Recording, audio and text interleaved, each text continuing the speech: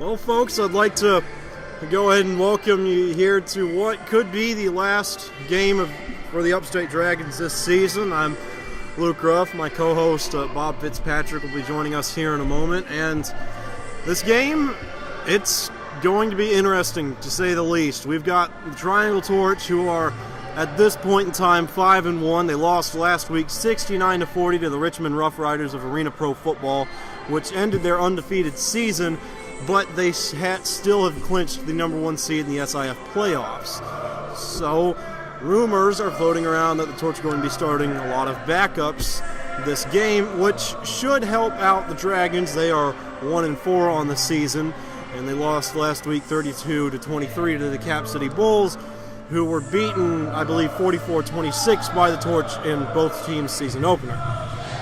Now, interesting note on the last game played between the Torch and the Dragons. Current starting quarterback Marcus Littlejohn suffered his arm injury in this very arena in this same game almost 2 months ago between the Torch. There was some sort of stinger in his elbow. It kept him from playing against the Bulls, and he has come back, hoping not to get injured again. But the main storyline here is that the Dragons looking for some serious revenge after they were conned out of their last win in this arena due to a safety, actually 2 safeties, that were waved off under, needless to say, mysterious circumstances, and a game that ended in a 26-25 final. Perhaps should have been a 27-26 final in favor of the Dragons, but the past is the past, and I'm sure both sides are thankful to just have a rematch. Torch hoping to come in here and prove that their win against the Dragons was no fluke, and the Dragons hoping to come in here and prove that their win against the Torch was not a fluke as well. So both sides playing for the same cause, although with Upstate we've got a little bit more brewing on their end.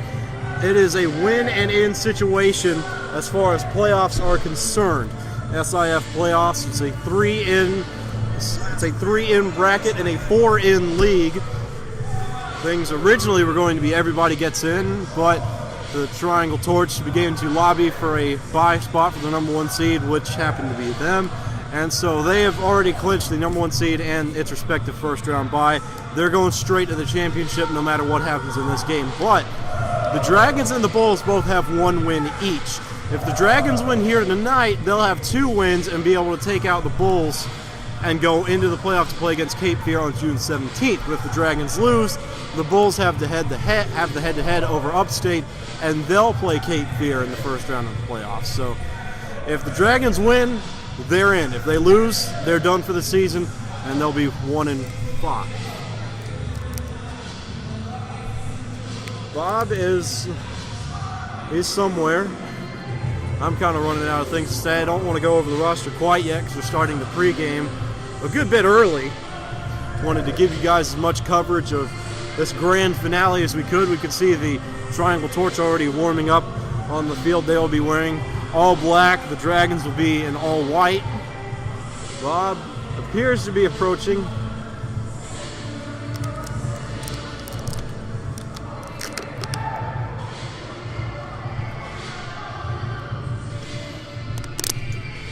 Another interesting thing to note, I referenced that the Torch are rumored to have been starting a handful of backups this game so as they don't get anyone hurt come championship time.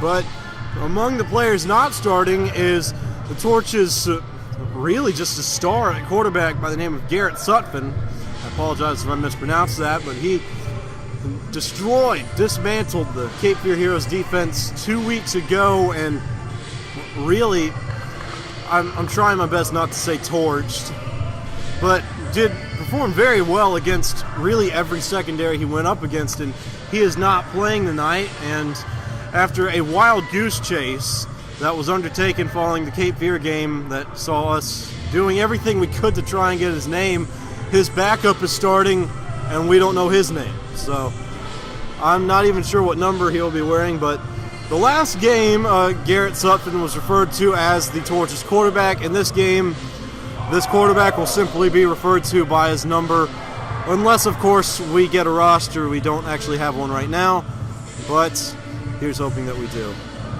Torch's passing game getting warmed up on the opposite sideline, if you can pan over and show him that. They run a rather peculiar offense for all of you outdoor football fans. I call it the AFL offense because this is what is run in the Arena Football League, which is the highest level of professional indoor football.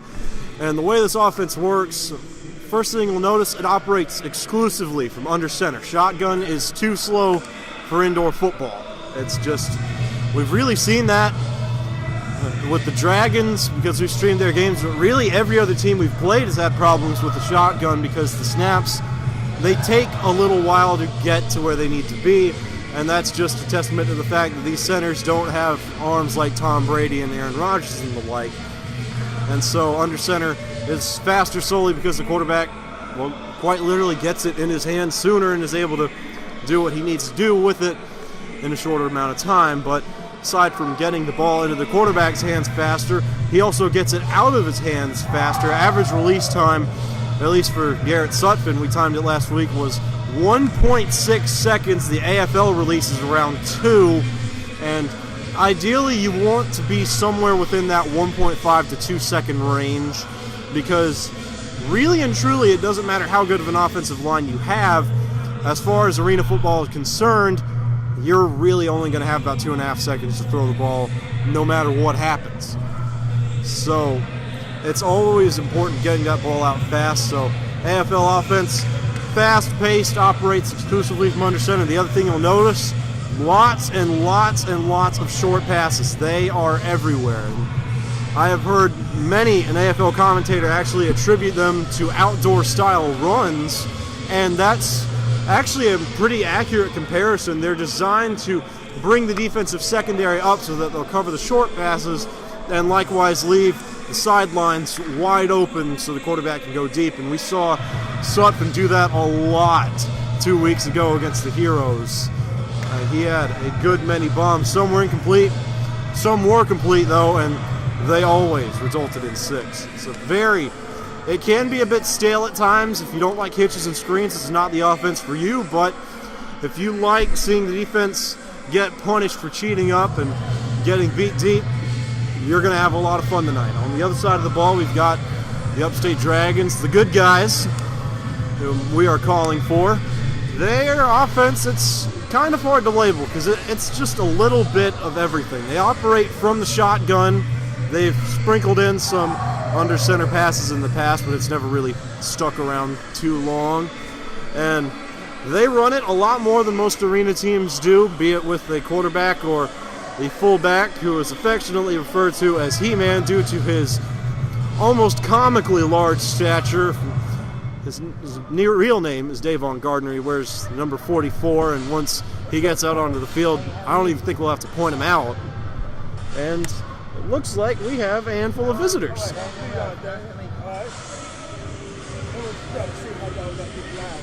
Oh, yeah. Well, we got a camera going into this little thing here is made by this company, Maxwell. And Bob Fitzpatrick is closing in. There's only 2 ways. Saying a few words to his wife before this daring operation of calling an indoor football game on YouTube. They got this thing here, it's called Firewire. Well, it used to be. What you are seeing now is the Torch's quarterback. His number is still unknown. Hopefully Bob got that roster in the time he was gone, but what we are seeing now, it's the inner workings of this AFL offense, or at least what they try and do in the red zone. What you're going to see a lot in this game, they've done it a lot in warm-ups, a lot in pregame, a lot now, and a lot in past games. They call it a sail route, and it was not run there, but what you'll see happen is that when teams get within the 15-yard line or so, defenses begin to play man-to-man coverage, and offenses adapt to that by running routes that beat man coverage. One of the most effective routes that is used against man coverage is the sail route, where your receiver runs anywhere between 10 to 6 yards downfield and then cuts towards a sideline at a 45-degree angle. In a sense, it's like a backwards post. And this works just exceptionally well because it's man coverage. You've got such a small end zone. The corners around it, so the exact dimensions are unknown, but if they were squared off, they would be almost exactly 85 feet wide and 8 yards deep. So there's really not a lot of space. And when you're on the 10-yard line, you see quarterbacks and receivers hook up on these sail routes, because those receivers will cut right on the line and then go straight towards the curve of the wall. And defensive backs don't really know what to do other than get behind their man. It doesn't really work too well. It usually results in touchdowns. And Bob has successfully traversed the wall, and he is standing right here beside me, just moments away from getting his chair and some commentary that hopefully won't be as stale and, what's the word, analytical, stale and analytical as mine. Hopefully not as. Here he is, the man of the hour, Bob Fitzpatrick. That's how long it took me to get up the steps.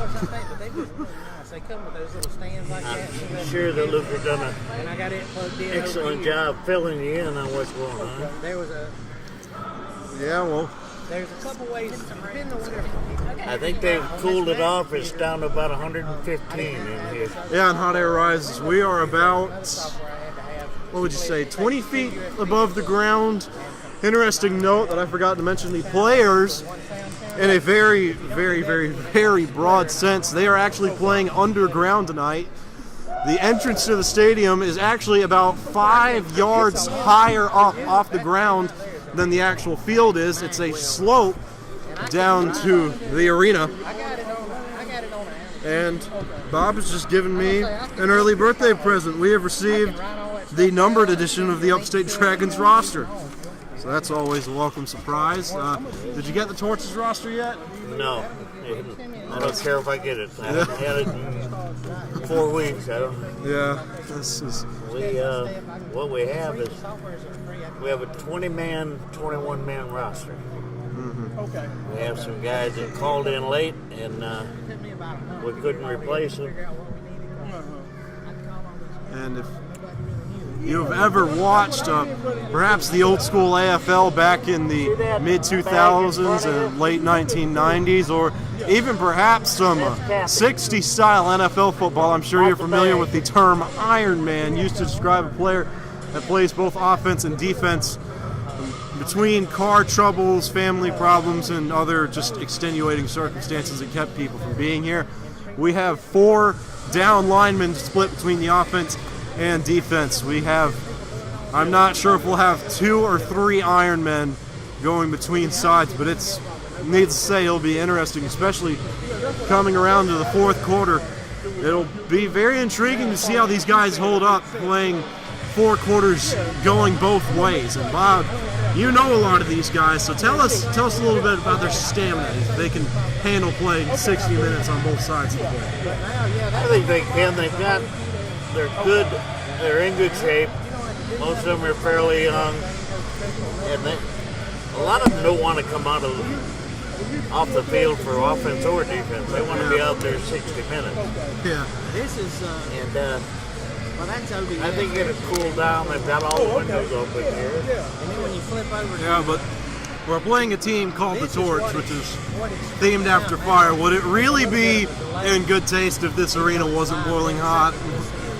The stakes are high as well. I'm sure that's contributing to the temperature. I went over the playoff scenario that we actually thought was said and done after the Torch beat Cape Fear 2 weeks ago up in Fayetteville, but the playoff was changed from a 4-team format to a 3-team format, with the lowest seed, which would have been the number 4 seed, getting booted out. And right now, the 3 seed is up for grabs. The winner, or no, if the Dragons win this game, they will head to Fayetteville on June 17th to play the Heroes for a second time this season.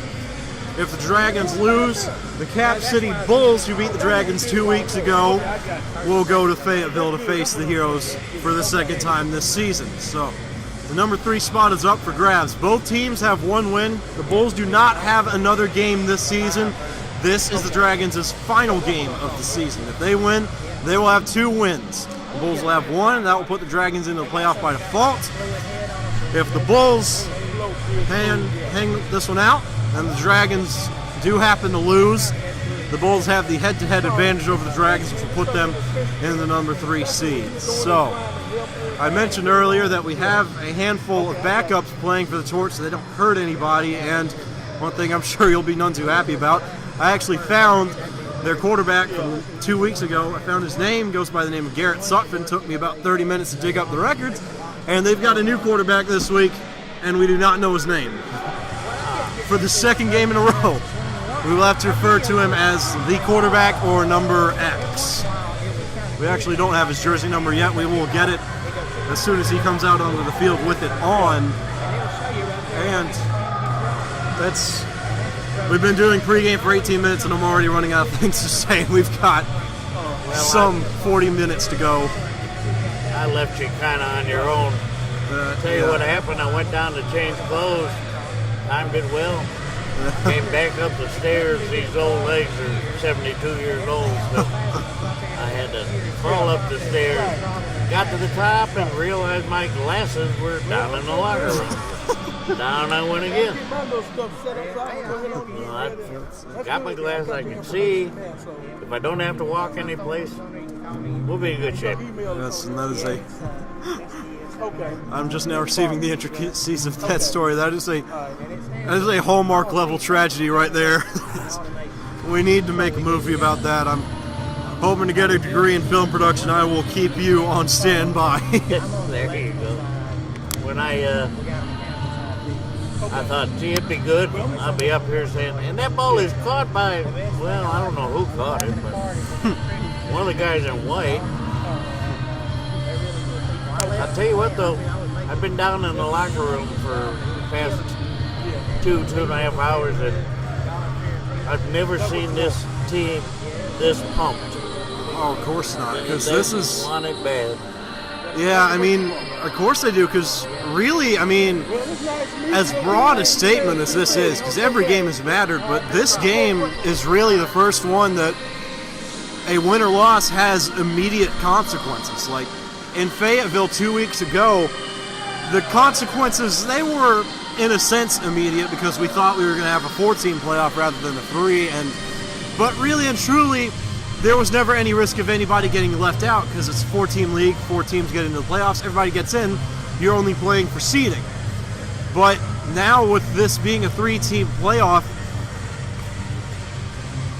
and this really, in a sense, being another game between the Dragons and the Bulls where the loser has to go home, this is the first game that's really meant something for the Dragons, where a win or a loss has real effects and will affect them immediately as soon as they hit the locker room, as soon as they hit the hotels to stay tonight.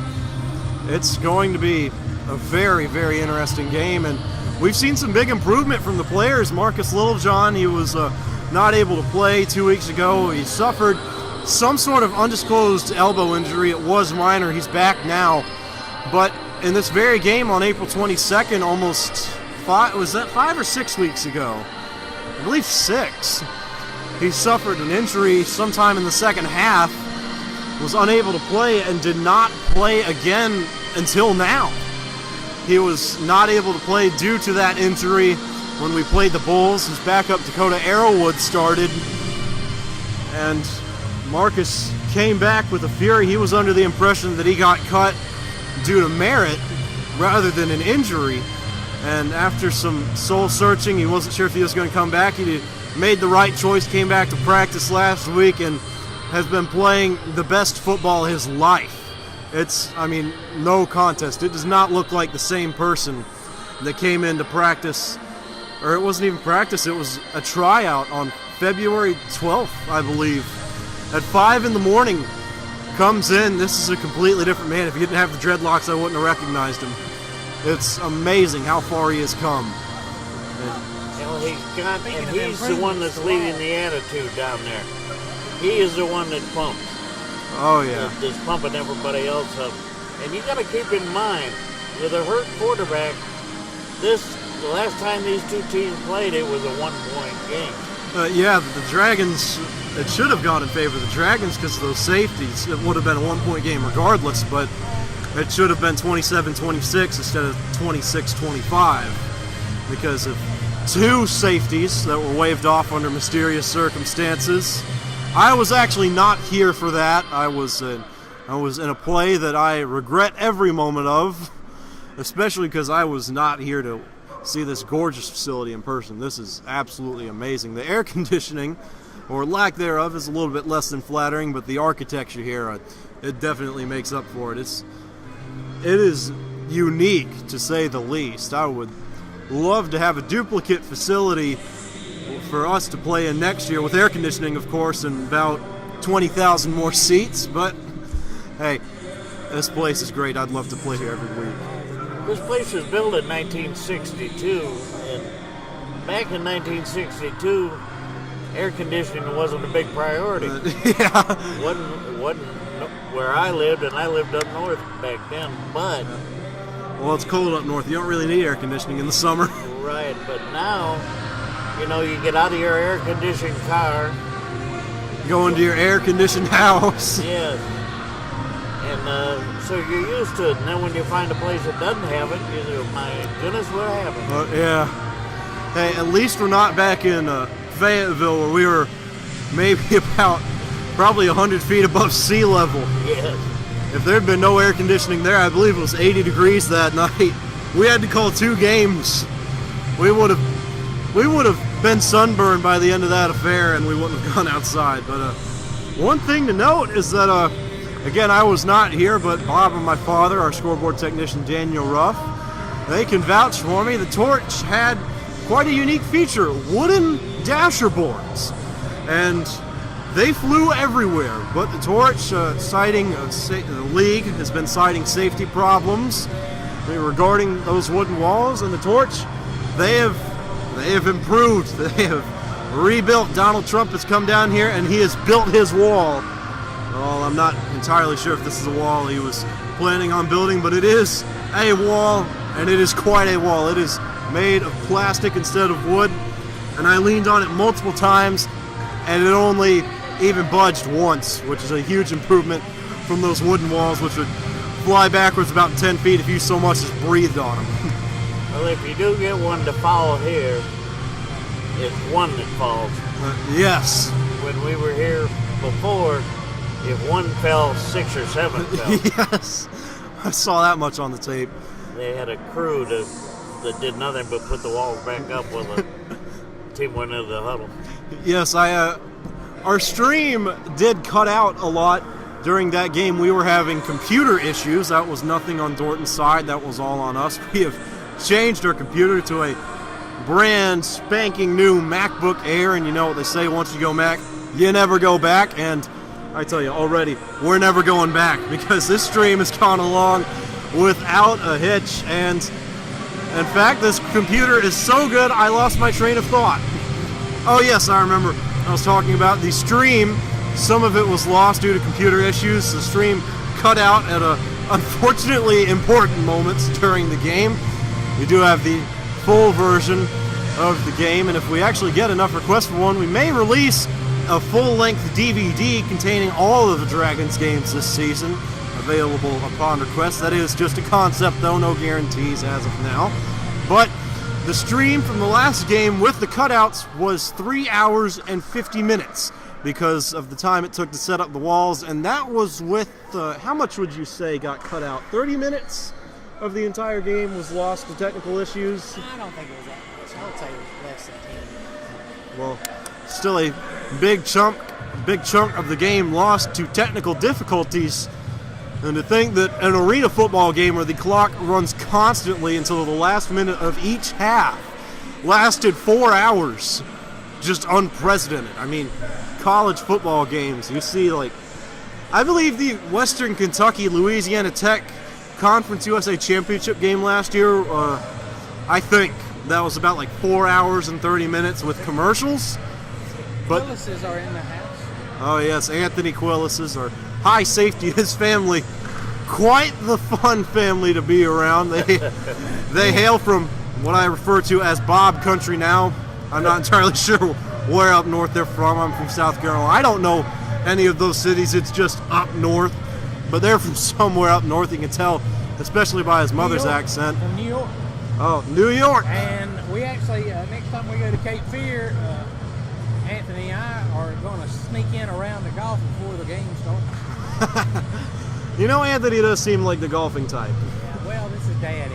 Oh, Anthony Sr. Anthony Sr. and I are going to play golf. Yes.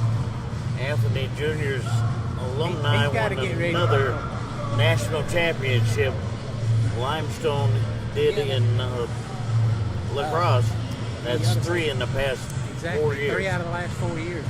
Limestone won the national championship in lacrosse. Yes. I attributed that fact to the foundation that Anthony laid while he was there. Yes. One very, very, very interesting story about Anthony Quilici, who is really, without dispute, one of the best players on the team, and that I think that's demonstrated best in the fact that he's actually been on every roster we've had throughout the 5 games we've played this season, and I believe only, what would you say, 6 people can attest to that. Brandon Bingham, Quan Bristol, not even Brandon Ford, he wasn't on there. Wyatt Rogers was on there. Bingham missed the game.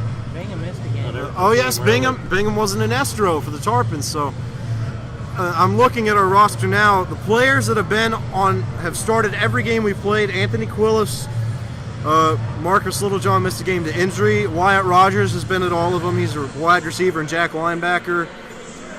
Dante Johnson. Yes, Dante. His father is coaching. That probably explains why he's here. Donnie. Why his father's here. Dante is here because Dante can play. Yeah, Dante's got a brother too. We've been trying to talk him into coming up from Hawaii, but I'm honestly not sure how we got Dante out from Hawaii, because it's probably pretty tough to get people to come from there to South Carolina. But never got me to leave Hawaii. Oh yeah, but we're definitely working on it. We have heard that Dante's brother is as aggressive as his brother is calm, but still just as good. But we are getting a little bit sidetracked. Donnie Bird, fullback. He has been at every game. He did not start the first game due to injury, but he's played in every game since. I technically don't count him, so. And Donnie Bird is one of those guys that you love to have, even if he's just in the locker room for moral purposes. Yeah. He's a guy that's great. He's great to have around. Yes, but he tends to say my bad a lot. And Coach Johnson. He used all those up. Yes, Coach Johnson, Dante's father, he coached Donnie Bird in his early semi-pro days and joked that Donnie Bird used up, quote, all the my bads back in the year 2000, 17 years ago. It's honestly tough to think that he was even playing back then. Wait a second, hang on. He still looks like he's 17. The babyface assassin is what we should call Donnie Bird. Yeah, but Donnie Bird does not appear to be on the roster. Yeah, it's. I feel like I do believe hearing something about that. I think he was sick, wasn't he? Where's Big John? Jonathan Andrews. No, that's the Big DB. John. Yeah, John Guape. I told him I'm gonna call him the Undertaker tonight. Yes, but even Big John has not been on every roster, and No. Donnie Bird has not run on every roster now. So No, come to think of it, even you have not been on every roster. But you know who has? you and Bob. Me and Bob. Hey, I wanted to be on every roster, but you wouldn't let me out of that stinking play. Oh, you wanted to go sing. That wasn't me. I did not sing in that That was play. your mom. Oh, Yes, that was my mother. My dad actually wanted me here, but go. This is taking us like 12 minutes to discern who all has been on every roster thus far. Bob, Just who's to- out? Cheerleaders. Oh yeah, Bob's 72. He loves the cheerleaders. Everybody likes cheerleaders in football. now before I get blamed for this and somebody else listens to it, I have not mentioned the cheerleaders as much as my compadre on the far right here. Everybody likes cheerleaders in football. Yes, the interesting fact about that is that They go together I'm like situated in the middle of this table. There are 3 of us here. Bob is on my right, and my father's on my left. Bob and my father are married. I am not. I'm 17. Those 2 have brought up the cheerleaders more than I have, and I haven't had a girlfriend in 2 years. If you don't start talking about the cheerleaders, you're never going to be married. Wait a minute. What's that supposed to mean, Dad? I am on your left and I am not your father. If I did, I would have shot myself years ago. back to what we were talking about some 10 minutes ago. The players that have been on every Upstate Dragons roster this season. Wyatt Rogers, wide receiver and jack linebacker out of Union College in Coastal Carolina, 6'3", 210. Brandon Ford was not on the first one. He's been on every roster since. Brandon Bingham missed a game in Estro. He has not been on every roster. Dante Johnson has been on every roster, in addition to Wyatt Rogers. So Dante Johnson, Anthony Quilici, we'll get to him in a moment. Has Jabari been on all the rosters? I don't think he has. He wasn't in the Estro game. I don't think he was on the first one. Jonathan Andrews may have been. I feel like he was on the roster. Then he got hurt, didn't he? He might have not been here for this game, but I wasn't here, so I can't attest for that. But Jonathan may have been here. I apologize in advance, John, if you have been here. But and Derek Cohns, he was not here for the Cape Fear game. He's been at every one since. And Quan Bristol, that's it. 4 players. Well, we'll call it 4.5 because I'm not sure about Jonathan. But Quan did not play in the first game here. No, Quan caught the first touchdown. Remember? Not here. Man. So 3.5 players who have been on every Upstate Dragons roster this season. That's 5 games, mind you. How do you get a half a player? Because we're not sure if Jonathan played. Well, let's round up. Yeah, so 4 players. We'll give them the benefit of the doubt. Wyatt Rogers, Dante Johnson, Anthony Quilici, and Jonathan Andrews.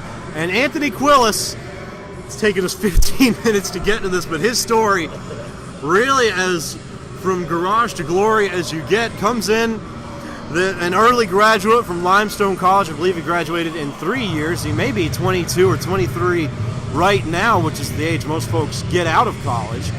But he comes in. Very bright guy. Yes, very, very, very smart. And that'll explain some things later on in the story. But he comes in sometime in early March, says he wants to play, hands coach a $60 tryout fee. Goes over to a defensive coordinator, says, I want to play defensive back. DC says, okay.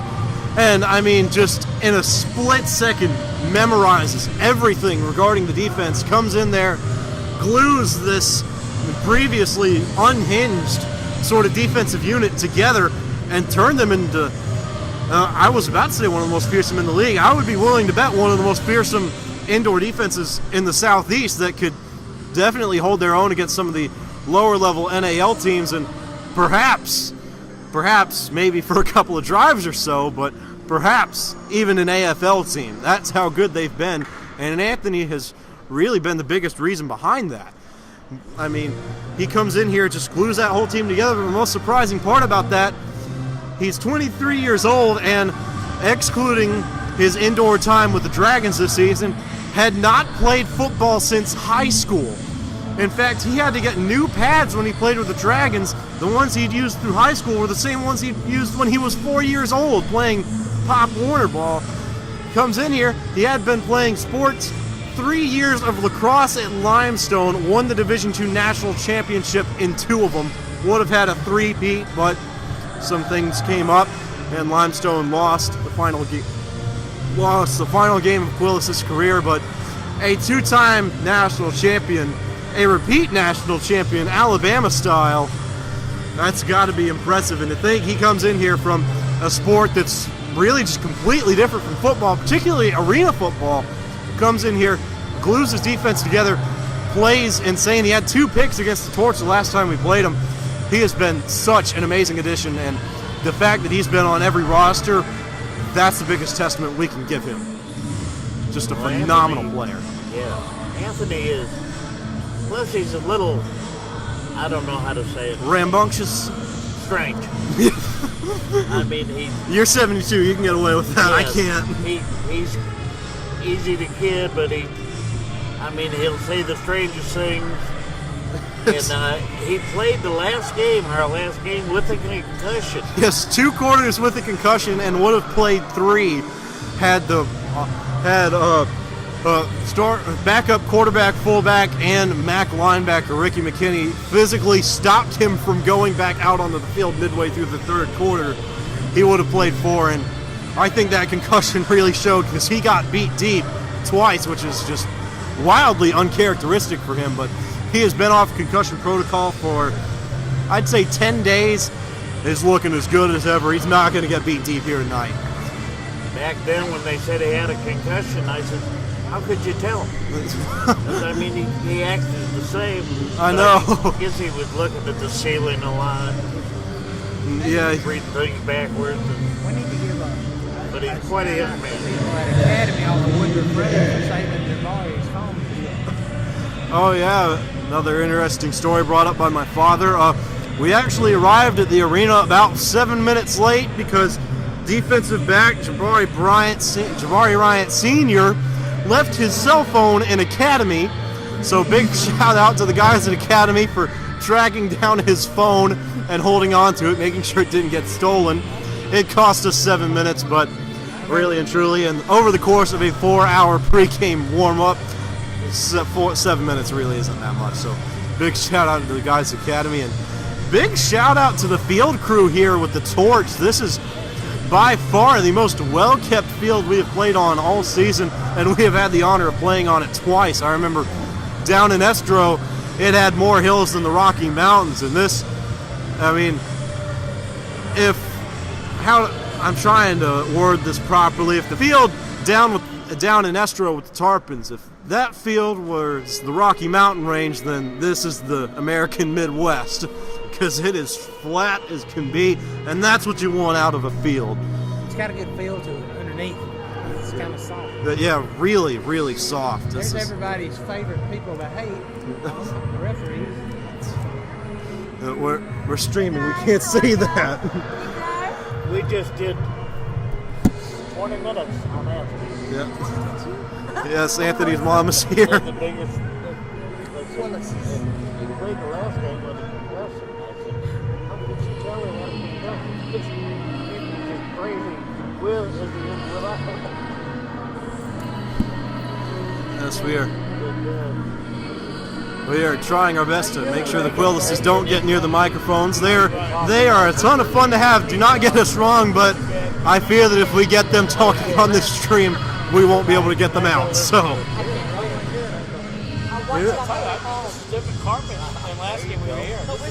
Got some folks in midfield. I'm not entirely sure what they're doing. That big man with the red socks you see pointing towards the end zone, that is actually the Torch's kicker. It's always fun to see big men out here, especially when they're running 50 yards downfield on kickoffs after booting the ball. So he reminds me a lot of the kicker at Penn State, who is actually, he's a big man, but he's not as big as this guy. And I think that big frame, he's got a lot of momentum going forward when he kicks that ball.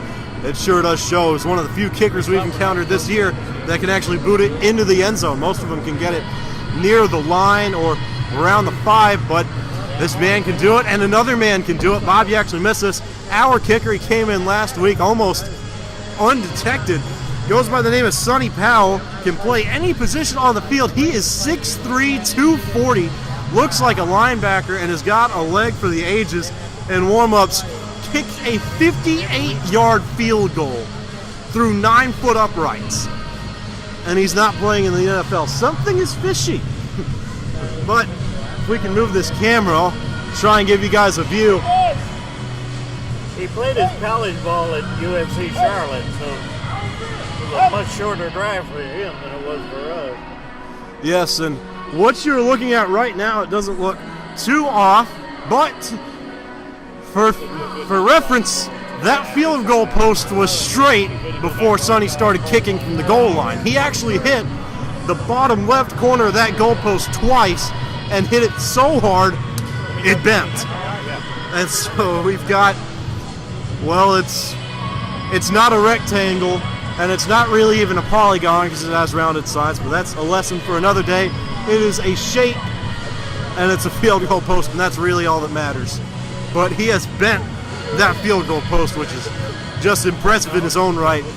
Much less, I mean, it's impressive that he was able to kick it hard enough to bend the thing. It was impressive that he was able to kick it hard enough to bend the thing from 58 yards out, and it's even more impressive that he was able to kick it hard enough from 58 yards out to actually hit the upright, much less actually make it through it once. So he's the kind of kicker you love to have in arena football. But sometimes that concept of having a wonderful kicker that can make anything on command, it can be a little bit too comforting, because in arena football, it is a high-scoring game, at least when the Dragons defense isn't on the field. Under normal circumstances, average over-under for a game is somewhere around 100. Most finals usually end up being somewhere around 55-45. And a lot of drives in this game end with touchdowns. And having a field goal kicker, it can kind of affect that mentality. A lot of coaches look at anything other than 7 points on a drive as a turnover. And kicking field goals without defensive stops can put you behind pretty quickly. And as a result, taking into account the lack of points merited by field goals and the general lack of ease in making them, despite what we said about Mr. Powell, his leg is extremely powerful and accurate. These uprights are about 15 feet off the ground and 9 feet wide, so it's even harder to kick through than in the NFL. But a lot of teams, because of that, they will go for it on fourth down. I know the Torch love to go for it on fourth down, especially because their kicker tonight, the big man, is actually not their kicker. The normal kicker is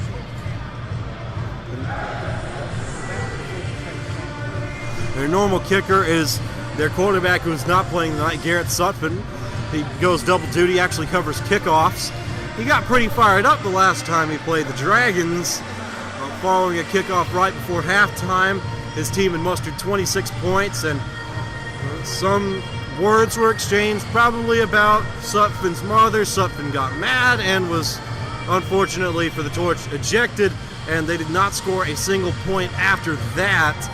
And it's going to be really interesting to see what happens without Sutphin playing. They do have a different quarterback in the night. It's not the same backup that was used when Sutphin was ejected. I believe Sutphin's backup then was a wide receiver, and that I was not there for the game, so I can't say for sure, but having a wide receiver in at quarterback, it's never an ideal situation, and today's backup is indeed a quarterback who can make a lot of throws. Not quite as good as Sutphin, but during pregame, I actually didn't realize it wasn't Sutphin until our coach pointed it out to us and said, Sutphin's 6'4", this guy's 5'11", and we said, oh, that's probably not Sutphin. So, very interesting. A lot of storylines going on tonight, and in fact, there's so many storylines, I've somehow managed to cover them all in a 45-minute period. So, Bob, if you would like to add any, be my guest. My throat is getting sore already. Oh, yeah. Before the game starts, you tell me that. It'll get better. Well, it's hard to come up with something new when Luke's been talking, because he can cover about 8 years in about 8 minutes. Oh, yeah. And not miss a thing. But the good crowd tonight, a very good showing from Upstate Dragon fans. Oh, yeah. This is, for one reason or another, because I can't really discern this, because Raleigh's really not any closer than Fayetteville, but for some reason, this is the game that everybody decided to bring their families to. We're not entirely sure which kin are with Wyatt Rogers today, but he brought 3 of them with him. Anthony's family, the Quilicis, they are here, of course, his mother and his father, but Wyatt's family. This is the first we've seen of them, his mother, and Darius, wife and girl are here.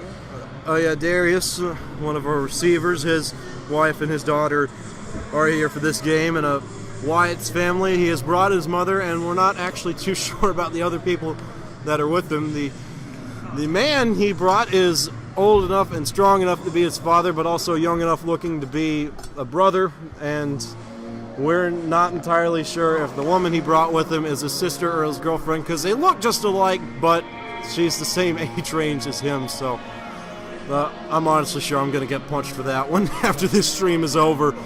A lot of players have gotten on to me because I got a bad habit of kind of mouthing off about them.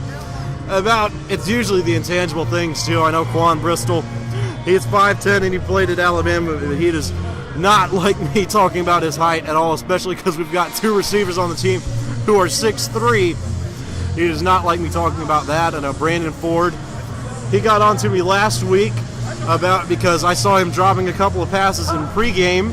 I took that over to game time when he actually did not drop a pass, and I believe he was targeted about 8 times. Didn't drop a single one. He really let me have it at practice, and then I said, I'll say you can catch when you prove to me that you can catch. And during practice, he has this toe dragging, going to the ground catch that would have put him straight into a wall if we had any at our practice facility. And I looked at him and I said, Brandon, I'm never saying you can't catch again, because that was awesome. And I don't even think he heard me, but I told him afterward, and he just smiled. Speaking of smiles, I was going through some of the community service photos that the Dragons took back in early May, and I noticed something very unnerving. In 2 of the pictures, Quan Bristol looks exactly the same. I mean, it's obviously the same person, and they were taken on the same day, but, I mean, it looked like they cut him out of one picture and put him into the other and changed the shirt. It was uncanny how similar it looked. I mean, he had the most photogenic smile you can possibly have. He's got a great smile, by the way. That's my one good thing for tonight. I try and say one good thing about the team as a whole, and then I get to go back to mouthing them off. I'm just joking. There's a lot of good things to say about the team, but Quan, he had a great smile, but it was eerie to see it exactly the same 2 times in a row, especially... Quan has braces that are neat. Oh yes, Quan did get new braces. I didn't actually think he needed them, especially judging by that smile. And I don't know if it's the best idea to wear braces during an indoor football game. He got a mouthpiece. I almost said that's why they made mouthpieces, but I'm sure they made mouthpieces for teeth in general, not braces specifically. But Quan got a great smile, but it's eerie to see it in the exact same format, 2 photos in a row. If you go on the Upstate Dragons website and scroll to the bottom of the page, there's a section entitled Dragons Give Back. There are 11 photos there, and pictures 10 and 11, I believe. Those are the ones where Quan looks exactly the same. You can go to those and make your own conclusions, because I was there. I saw the photos taken, but they just look too similar for it to not be the same photo superimposed on another. But I encourage you to go to our website and draw your own conclusions for that. Or maybe there's 2 Quans, I don't know.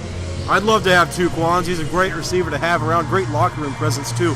Brings a grand mentality to the game. He's actually a running back. They turned him to receiver because we don't have running backs in arena football. We have fullbacks. We don't have running backs. That's just the nature of the game. And one thing I want to let you know is later next week, the team, the Kent Meredith, the owner and general manager of the team, and Marianne Revesz are meeting with the people at Bon Secours Arena. The Bilo Center, for all of you people who prefer that much more off-the-tongue sort of name. But yes, that has been big news. We should probably be in there, we're talking of them, call it specifically the Bon Secours. Yes, you got a point there, Dad. Well, what we want you to do is call the Bilo Center Bon Secours Arena and tell them, hey, we want arena football in the area. This team is not like the other teams. They're around. They're going to stay. They're well run. The Spartans playing all the games on the road this year has paid off because we've made a name for ourselves. We've shown up for every game. We've played well in every game. And we are respected. And so, like I said, call Bon Secours. Tell them, I don't know who you talk to, but tell them we want Upstate football. We want something to fill that gap between the Swamp Rabbits and I was going to say the circus, but the circus isn't around anymore either. No. We'll call it Monday Night Raw because I saw them in town a few weeks ago. The gap between the Swamp Rabbit season and the one event where they go and wrestle for one night. But yes, absolutely. Call up Bon Secours. Tell them you want arena football. We have actually I believe we have signed the contract confirming that we will be playing at the Bilo Center, or we have, or Bonsa Coors Wellness Arena. I'm sorry, I grew up calling it Bilo Center. Well, the only reason, and I still call it Bilo, but the only reason I call it Bonsa Coors is because I do cover the hockey games there too. But, yeah, that's how you wound up doing play-by-play with me. yeah. You were doing. People call it the whale. I'm not sure. Yeah, basically they call it the well. So call the well. Yes. That's even less syllables than the Bilo Center. That's wonderful. I love using less syllables. It uses less oxygen, which makes me breathe less, which prolongs my lifespan. We have an official job of duct tape going on down here. Where's that? I don't know, but I mean, I never saw any Velcro on there. There's Velcro on the Velcro pads, on the back of the pad. Yeah, but there's no Velcro on the walls. They had Velcro on the wooden wall. Oh, they did? Yeah. Huh. I guess they couldn't transfer that, but yes, call the Bilo Center. Tell them you want to see arena football in the Upstate, the Bonsa Coors Wellness Arena. Call the well. My God, I'm never gonna get that straight. Don't hose it up before we ever get in there. Call the Bonsa Coors Wellness Arena. Tell them you want to see arena football in the Upstate. I might get in trouble for this, but ask for Beth Paul. I don't live in Greenville. I live in Inman. I can't say who that is, but I'll go with what. That was kind of ear-splitting, but it's over now. But broken record time. Call Bonsa Coors Wellness Arena. I got it that time. Tell them you want to see football in the Upstate. And like I was saying earlier, I believe the Dragons have already signed or are signing next week the contract confirming that they will be playing at Bonsa Coors next season, which will allow the arena to advertise our residency there. You'll see signs up in Greenville this summer and really hopefully throughout the end of time in 5 billion years or so when the sun explodes. You'll be seeing Upstate Dragon signs right up until then. And that's why we're named the Upstate Dragons, because we want to represent the entire Upstate. Oh, yes, absolutely. I remember Spartanburg to Greenville to Henry to you name it, we want to be there. Yes, I remember we actually changed the name from Upstate, or from Greenville to Upstate, because we wanted to better represent the entire community, because the Upstate, it's about... I remember Mary Ann sent me a photo towards the beginning of the season. It was of Jeff Foxworthy, and it had this caption that said, "If you're from one of 10 cities and name one of them off at random when someone asks you where you are, you're probably from upstate South Carolina." And that just goes to show you how many different places there are around here. We've got Inman, where I hail from, when there's really nothing there. We've got Campobello, where there's even less. And then we've got Lyman, where there's some things, including Bob's house. And then we get this. There's a restaurant in Campobello and a knit shop. Yeah, and then we get up to, we got Campbell, Inman, Campbell, Lyman, Boiling Springs, Spartanburg, Anderson, Greenville, Clemson. Lots and lots of places to represent, lots and lots of people to seat at these games, and believe me, Bonsa Coors will have no problem with that. Almost a 16,000 seat arena. So, trust me, there will be room for all of you there. We have 32 people watching now. There's going to be a lot more than 32 people at those games, I can guarantee it. There's going to be a lot more room for 32 people at those games. But yes, big things are coming next year, big things. Dragon's going to have 3 different sets of uniforms as opposed to the one unmatching set they have this year. I believe we'll have an all-black set, a new all-white set, and a third alternate set. We're deciding between teal and gray, and we're getting our helmets resprayed regardless, but we're trying to decide what color we want those, if we want to stick with white, or if we want to go with black or teal or something of the like. And I would really appreciate it if they turn this music down, because I think you're getting more of, I don't know, it's rap. I'm going to go out on a limb and assume it's Jay-Z. You're getting more Jay-Z than you are of me, which is such a shame. But fortunately, you won't have to deal with Jay-Z for much longer, because we are exactly 3 minutes removed, or are going to be 3 minutes removed from what will be the pregame festivities that will start at 7:30 p.m., hopefully 7:30 sharp. And I know I'm going to get in trouble for this, but I know we're getting ready to start because the cheerleaders are in the end zone. They're not in the end zone. They're close to the end zone, but they are. In the end zone, we've got, the interesting note, there are actually no back walls on the end zones here.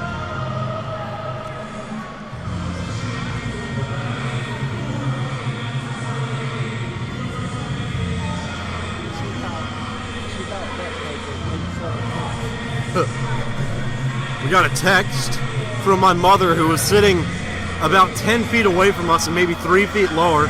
There's no reason she should have been able to not see this, but she believed the duct tape on the boards was, quote, special silver clips. Sponsored by Great Clips, of course. It's actually not sponsored by Great Clips, although considering all these sponsors the Torch have, I would be stunned if there's not a Great Clips in here somewhere, especially considering we've got an entire section of the wall that we can't see. So a lot of sponsors for the Torch. In fact, you know, that's probably what we should have done, just to abandon the pregame altogether and spent the entire hour listing off all of the sponsors the Torch have, because it would have taken us that long. The Torch, you know, they've got some good guys in the front office and out on the streets getting these sponsors in here, and that's what we want to do with the Dragons next year. There are some rumors floating around that the Dragons are going to be sponsored by Under Armour next year. We'll be getting brand new Under Armour uniforms. That is up in the air. We're not entirely sure if that's true, but Hey, to interrupt, but here come the Dragons. Marcus Littlejohn leading the pack. Marcus, let him on. Littlejohn.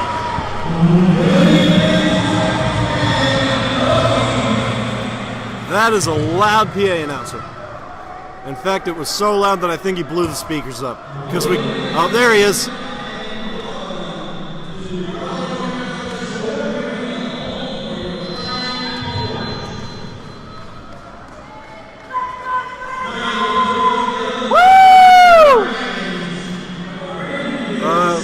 The unnecessarily feminine screaming that came from your right was my father, and the strangely masculine screaming that you heard to your left was Anthony's mother.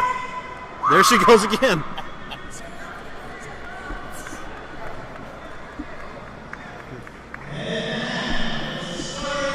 And believe me, you will need to get used to Anthony's mom being supportive of her son, because she is a very vocal person. You will hear her, I'm honestly willing to bet, more than you'll hear me, and that's saying a lot. Reminds me of a good friend of mine's mother who passed away recently, Doreen Westbrook, Ted and Ned Nichols' mother. You could always hear her above everybody else. She was the loudest person in the stand. And get a load of this. You cannot. She was a great lady. Yes. Hated to see her go. I know. I knew her. I didn't know her that well, but she was a very good person. And speaking of hearing things, big shout out to Ford. I cannot hear this truck. That is impressive. And what a true shame. The quarterback's name was announced over the PA system, and it was unintelligible, of all things. So until we get a name from this guy, he will be referred to as number 2 until further notice. So the Torch running out onto the field now. Some with helmets, some without. Interesting note, I believe we are going to be using the old AIF balls that the Torch used last season instead of the regulation SIF white Titanic egg footballs, as I call them. Both are very aesthetically pleasing. I honestly prefer the Titanic egg a little bit more just because it's so not really out there, but definitely unique. It's a lot of fun to see on these streams, but the red, white, and blue ball is a lot of fun to see too, especially when you get a quarterback that can throw a really good spiral. It turns pink because you've got the red and the blue and the white all blending together. It turns a shade of pink just because those are spinning so quickly. It's a very impressive sight to watch. Y'all ever watch the old ABA basketball league when they had the red, white, and blue ball? Oh, yeah. That was a trip to watch because it's especially on foul shots. It would spiral all the way up to the backboard and down. The red, white, and blue color scheme on the ball, of course, attributed directly to the American flag, pretty much the greatest thing on earth, let's be honest. What it stands for and the flag itself is a pretty cool design. The ball's design, while not entirely accurate to the flag, it's got a little bit more blue than the flag does, but it's very aesthetically pleasing. 2 white panels on opposite sides of the ball, and a red and a blue panel on opposite sides of the ball on either side of the white panels. I'm sure you'll get to see that plenty throughout this game. Arena football, they throw a lot. So you're going to see that thing. I'm honestly willing to bet the balls are going to be in the air more than they'll be on the ground this game, especially with Little John's refined passing skills. They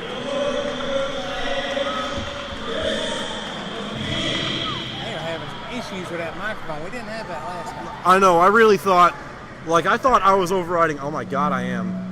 I'm going to set this back like a foot. Well, I had to turn it up because Bob's already not. Bob's not good. Well, yeah, my microphone is okay.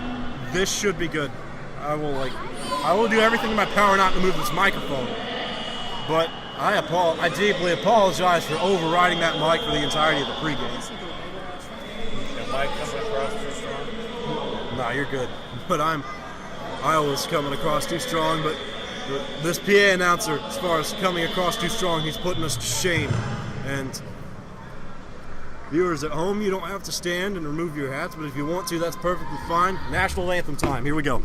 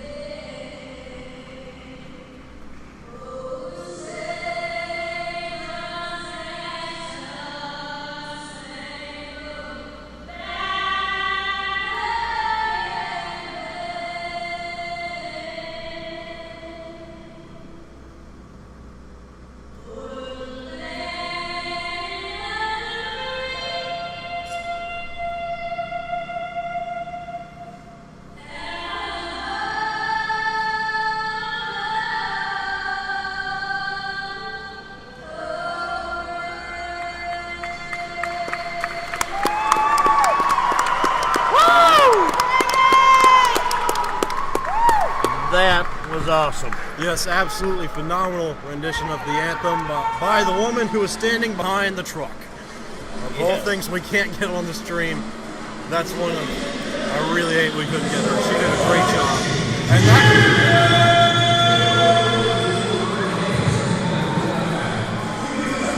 Coming off the Star Spangled Banner, we want to say hello to all the troops overseas and stateside that are serving, and especially the DOD, Department of Defense in Kabul, Afghanistan. They've watched all our games. They are big fans of ours. yes, and unfortunately, Bob, I'm afraid they're getting more of this stinking stereo system than they are of us, which is, this thing, it's way too loud. I listen to loud music, I listen to loud videos. This is putting it to shame. This is unfathomable. I'll try and run that by you again when it gets quiet. Basically, I think whoever's running this PA just wants to hear himself. Or maybe he's deaf. We will be after this.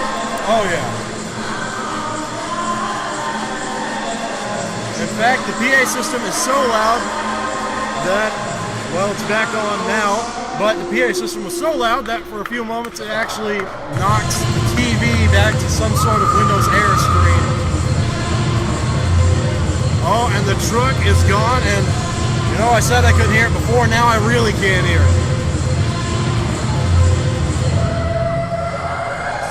How about that, a hollow TV box? You gotta cut costs one way or another. That's a good one. I wish we had a TV like that. Yeah. Maybe we will next year. Under Armour, they're supposed to be given, and again, this is all rumors, but from what I've heard, they are a very generous sponsor, if you know what I mean. How would you get the truck in the room? It's the Bilo Center. They can fit 8 monster trucks in there, man. No, it's not. It's the Monsecourt Wellness Center. Hey, you said Wellness Center. You're no better. It's the Monsecourt Wellness Arena. I will get it tattooed on the back of my hand so I don't forget it. I turned 18 and my 18th birthday is in 1 year and 7 days. That will be the first thing I do. I get my ID, I go straight to the tattoo parlor and get Monsecourt Wellness Arena tattooed on the back of my right hand. That'll be my first course of action, and then I will promptly go home and go to sleep. Because I'm born at 10:02, so I'll be kind of tired after that. I identified 3 of the captains out there for the Dragons. They are number 44, Devon Gardner, number 90, John Gawap, and number 10, it was Jonathan Andrus. Yes. And I'll get you that 4th one as soon as they come off the field.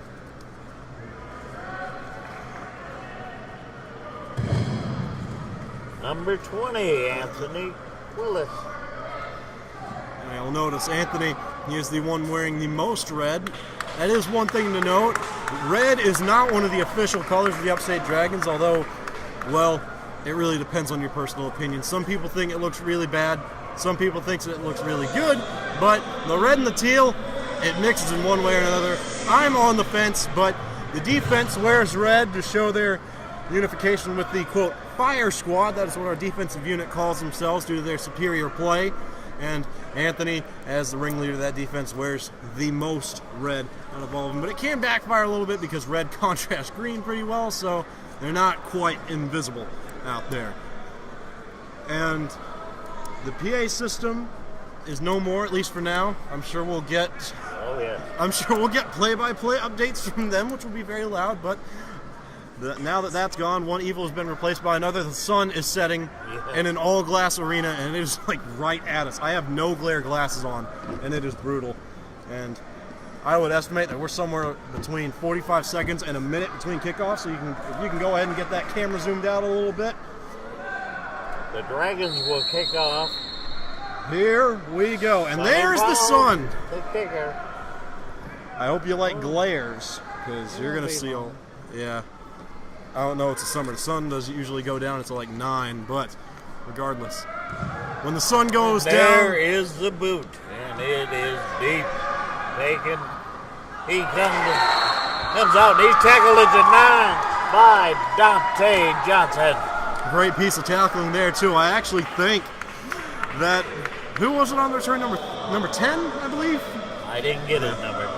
Yeah, Torch's numbers are kind of hard to read. They're red on black uniforms with yellow outlines, and they're really big block letters. It's a bit hard to get a hold of. We will do our best to fill you in on those numbers, but it was a great piece of tackling there, although tackling is a little bit of a loose term.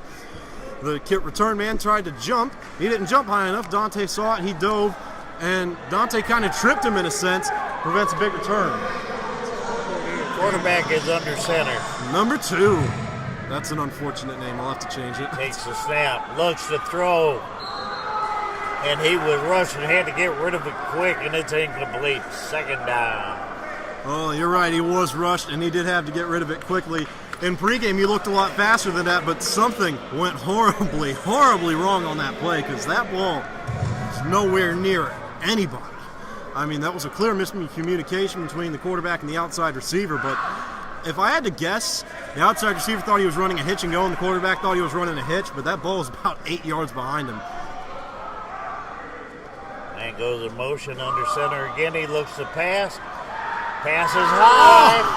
Oh. Anthony Quilici got his fingers on it after it was tipped. And 3rd and 10. And Anthony's mom seems to be his harshest critic. You will hear her on the stream, not even periodically. You'll probably hear her every play. But off the fingertips of Anthony Quilici, although he can't blame himself for that one. Nobody was getting that ball, but an amazing defensive play by the Dragons there. But, I mean, we've seen it as a problem with the Dragons all summer. And after what I saw in pregame, I didn't think it would be much of a problem here. But our coach did point it out, this quarterback, oh my, we've already got to change. Yes, I will go back to what I was saying later. 3rd and 10. Takes his snap. He's going deeper this time. He had a big rush put on. He's not going to make it. He is not going to make it. He's up to the 15. That's going to bring up 4th down. Tackle made by Anthony Quilici. It's number 5. And the Torches' original backup quarterback started the first game against the Bulls before Sutton came along. Oh, hang on. We got some kind of flag. I think they motioned for a false start. Although they may not have. No, there is no flag. They're going to call it 4th and 3.5. And hey, how about that? They have gotten the PA under control. Maybe they heard us. So 4th and 4.5. But interesting contrast there. We saw a huge drop from number 5. Not a very big drop from number 2. Another snap. Was that picked? Incomplete. And That was incomplete. 4 and out for the Torch. 6 yards on 4 plays, 1.5 yards average. You can't have much of a better start than that. And the Dragons, everything going according to plan. Wonderful. Covered by Jabari Ryan Sr. Oh yes, wonderful, wonderful start to this game. And you know why they did that? Because Kent had his cowboy hat on. He had the, interesting story. Superman Kent Meredith, he asked us to call him that this game. He had this cowboy hat against Cap City. He wanted to wear it because Cap City's from Texas and he wanted to taunt him a little bit. And look at this. Marcus under center. He said he asked about that Look, in practice. Completes. And that was caught the backup quarterback, Dakota Arrowwood. Hey, contributing wherever we need it. That's what we need. What was the number 2? For some reason, Dakota's listed as 0 on these rosters. But Derek Combs is not white. And the receiver on that play was clearly white. I'm not sure why he's listed as 0 on this roster, but is Derek playing tonight? I think he is. It should be. But Dakota, they talked about that. They wanted Dakota in the slot for this drive. He likes to run. He's the backup. He wanted some reps, and we got a flag. Or no. Timeout. Looks like timeout by the cowboy hat. Yes. Back to the cowboy hat story, though. Meredith, he had this cowboy hat that he wanted to wear against Cap City. For one reason or another, he didn't wear it. We lost the game by 9 points, and here he is wearing the cowboy hat. Everybody explicitly told him to wear it. He's wearing it, and what happens? A 4 and out on the first drive of the game, and a timeout taken on the second play. Not the best sign, but it certainly could be worse. That was us, huh? Yes, that was a timeout on us. Tyrone Johnson is running the defense now. Yes, Sean Sanders, he had some personal things come up, and he's not able to make it to this game. And Wyatt Rogers, affectionately referred to as Rogers Wyatt, due to a typo on the rosters that has actually persisted throughout the entire season. He will be the man in motion. He's probably going to run in a straight line. He's 6'3", 210 out of Coastal Carolina University. Little John under center. 6. Wyatt goes in. Look at this evasion! He's got room to run, and we got a hole. We got a hole. Little John got across the goal line. I think he got in. Yeah, it's a touchdown if the play stands. We got a flag, and I've got a feeling that if Little John, if he is shifty, he is fast, but if he got away that long, somebody got held. And Meredith, he's already trotting back to the first down The marker. intensity that the Dragons are playing with is what we've been needing. Exactly, and Hang on a second. I think they're saying it was a fumble. Then why is the Torches' offense coming out on the field? Well, it was a fumble. It was at the goal line, not at the 5. Well, I mean, it doesn't give us a scoring opportunity, but in a word, it's a good thing because look where they're getting that ball. We saw how much trouble both Torch quarterbacks had evading this pass rush that the Dragons are bringing. And the referees have missed this one already. You'd think they would have learned after the last game, but this field position, especially because we've got, I'm not going to call him number 2 anymore because that's an unfortunate name, but this backup quarterback they've got in, he's had a hard time evading the rush. This is a blessing for the Dragons. We could be looking at a safety. Drops back, looks, and there it is! It's not going to be a safety. They took him down at the half-yard line. You can't buy a safety up here. Lotta on the sack. No, but he was... You can't buy a safety up here. No, that was clearly not a safety. Well, there's no such thing as a safety in this arena. Let's give him the benefit of the doubt. We'll give him one benefit of the doubt moment, but that was clearly not a safety. Good call by the refs. I think it should have been the half-yard line, but, I mean, it's half a yard. It's not that much of a difference. Especially if this quarterback can't get rid of it faster. Oh, boy. Oh, fumble! Recovered by the Dragons, and they're going to say it was down. No.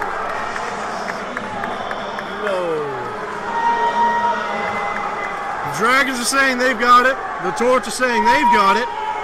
And the referees are trying to come to a consensus, and the Dragons defense still out on the field. They're going to say it was down. 1st and 10 Torch. Well,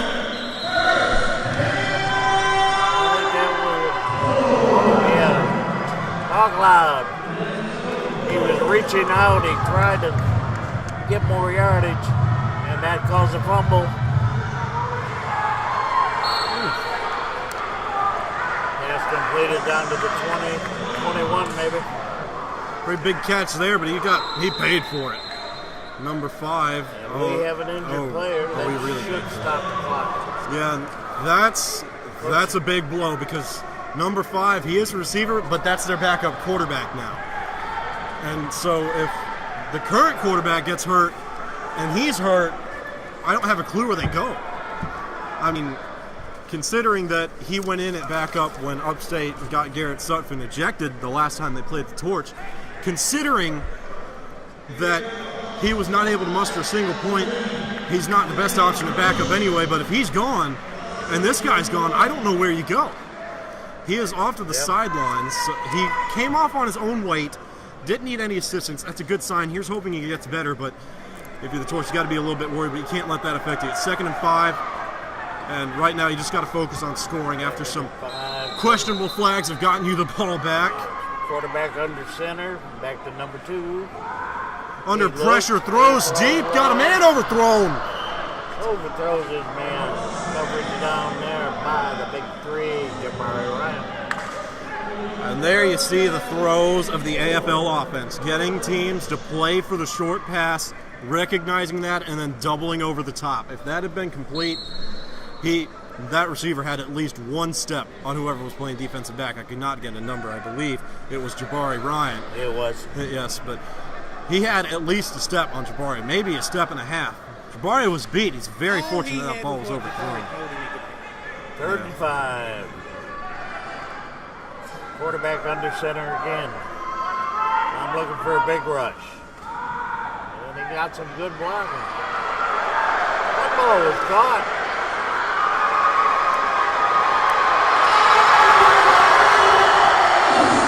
Well, you know, that's one way to score.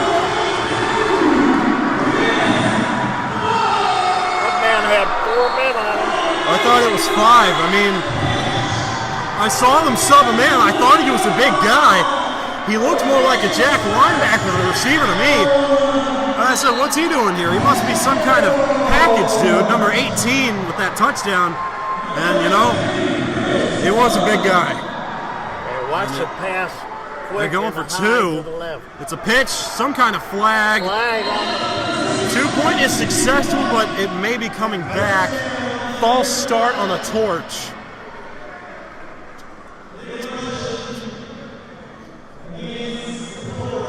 Ooh, and that's an illegal motion penalty, too.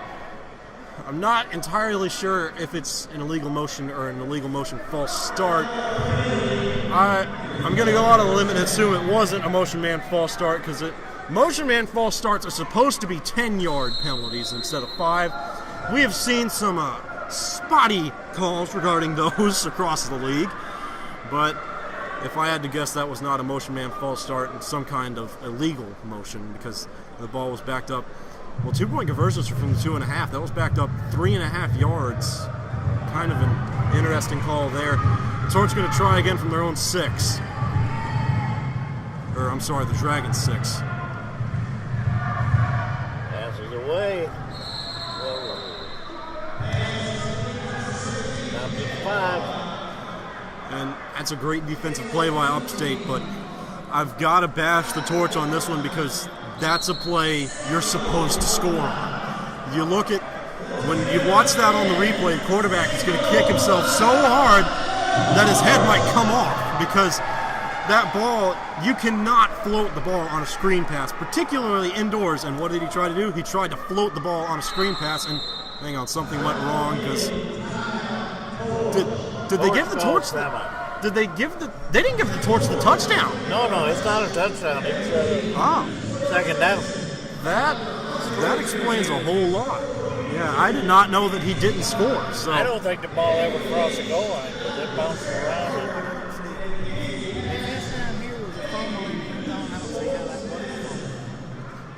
Because we're playing at Raleigh. And referee's getting some stuff sorted out. The ball appears to be on the 5, but going back to that last screen play, they saw the defense playing about 8 yards off the line, which is really, really generous for red zone defense, and the Torch saw that. And the problem was they had the right play call. The quarterback just didn't put enough zip on the ball. He tried to float it to his receiver, which is a recipe for disaster on screens. And they really paid for it because they only got a yard on what very well could have been a touchdown had the ball come out sooner and faster. So 2nd and 5, Torture in the red zone. The Dragons looking to make another valiant stop, and we are looking to find a way to make this PA announcer get a little bit more quiet. Okay. 2nd and goal, isn't it? Yes, 2nd and goal from the 5. Number 5 is still not returned to the game. It's the throw, lobs it again. Receiver fell down. I don't think he could have caught it anyway. That's going to be 3rd. He could have caught it. He could have jumped, but what happened there, he did fall down, but I think his mind played a little bit of games with him there, because if you ever watched any of the old Arizona Rattlers, San Jose SaberCats, and there were a handful of other teams that had square end zones instead of rounded end zones, as have become the norm nowadays, but had those end zones been square, he would not have slowed up, and I think it was him slowing up so he wouldn't run into the dasher boards that caused him to crash there. Oh, that could be. He's under center. 3rd and 5. 3rd down. 3rd and goal. The pass. Passes away. Incomplete. He put over the wall by 34.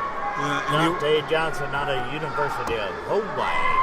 And I said one bad thing about the Torch. I got to make up for it. You want to talk about progress? Sure, that was a great play by the Dragons defense, but how about that wall? It held up. They didn't have to spend 5 minutes putting it back together. Yeah, that's true. And I think they motioned a false start on the Torch, and the Dragons seem to have declined. Well, it's 4th down. I guess they want them to... Yeah, 4th and 5. I mean, I would honestly take a 4th and 5 from the goal rather than a 3rd and 10 from the goal anyway. Yeah. Especially the way the Torch offense has been moving or not moving. Interesting formation. Something's motion stops. Yeah, something's going wrong. And delay a game.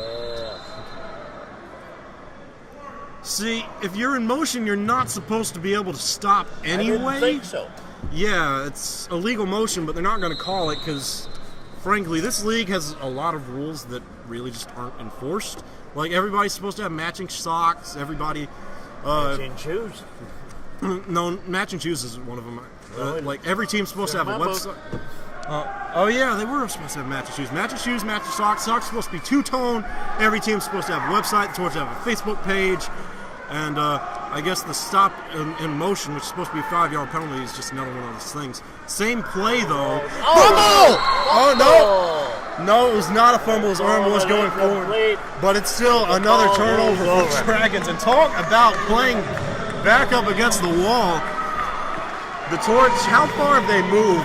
And that was 10 plays. They've moved 30 yards in 10 plays, averaging 3 yards per play. And most of it on one play. Yes, the vast majority of it on one play. And the Dragons... Let's go, Dragons! The Dragons, it's essentially a touchback by the Torch. If you want to get real technical here, the Dragons are going to get it right at the 5-yard line from the middle of the field. Pass was incomplete, and oh, Bob, it's your favorite part of the game. The cheerleaders are on the field. Oh. Well, I'm not going to say it. This is I'm going to say it's your favorite part of the game, kids. This is pretty interesting. This is the first cheer squad we've encountered all year where most of them actually look the same. It's kind of weird. It reminds me of one time I was in Walmart real late, and I got really creeped out because in the register beside us, there was this group of college girls, and like they were behind a counter, so I couldn't really see what they were wearing, but they all had their hair in ponytails, like just kind of real lazy stuff that you'd wear at 10 o'clock at night going to Walmart. You know, they weren't fixed up or anything. They finished paying for their stuff. They all walked out hand in hand. They all looked exactly the same. It creeped me out. I looked at my dad. I said, Dad, we got to get out of here. We got to go. We got to pay for our stuff and head to the truck as fast as we can. I'm not staying here because they've got access to some kind of advanced cloning mechanism. This is too much for me. It's 11 o'clock at night. I think I'm seeing things. We got to get out of here. But I don't know. It's happening again, and we're calling the game. We're like 20 minutes in. I'm not going anywhere. It's creepy, but I'm not going anywhere. I ain't missing this. You do see some strange things at Walmart at 11 o'clock at night. Where don't you see strange things at 11 o'clock at night? Can you tell on the clock how much time we got? On our game clock, we've got 5:06, but considering we can't see the real one, I've got no idea. Okay. There's 5:01. All right. Goes in motion. False start on the Torch, fumbled snap. It's not going to matter. And unlike most of the time, I actually know exactly what happened there.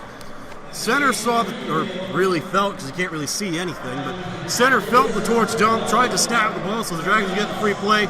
Marcus wasn't ready for it, so center snaps the ball. I don't even know if Marcus's hands were anywhere near there, but, oh man. It's probably. They're calling it on the Dragons. They sure are. That was clearly a jump by the Torch. This is getting ridiculous. Another bad play. He-Man. He-Man down to up to the 7. Davon He-Man Gardner, and not up to the 7, up to the 3. Oh, okay. He gained a yard, or actually half a yard, and it was about as hard earned a half yard as you can get. And as much as I love He-Man, as much as I love his trucking ability, I don't like the call. Especially if you're going to run it, I understand not wanting to risk any kind of safety here. Oh, now they're risking a safety. They're going in the shotgun, but I understand not wanting to risk safety, but if you're going to run it down this close, run it up the middle. That was... Surely look like offside. Yes, if they don't call that on the Torch, I may have to leave the premises go pull a Clark Griswold at Academy and go up to the rest booth, if you know what I'm saying. They are marching it off. I didn't see the flag. That's what aggravated me. Yeah, but this one is indeed on the Torch. And 2nd and 10 becomes somehow another second. Well, they're saying it's 2nd and 3 after what should have been a 5-yard penalty. I don't even know anymore.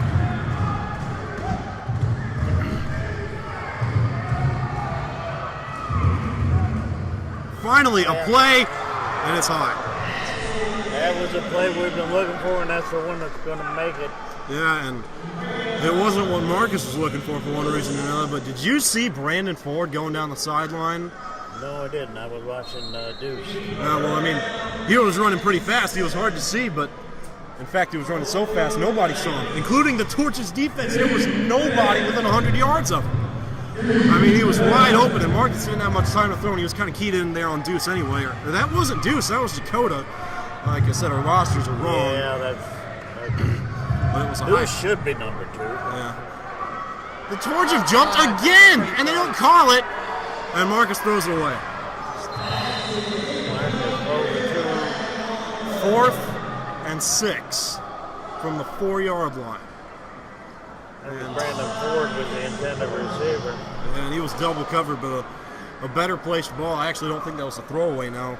If he'd thrown that ball a little bit low and a little bit towards the outside shoulder of Ford, he would have been able to wedge it in there between those two defenders. We put a little bit too much gas on it, too much height as well. Soars off the sideline.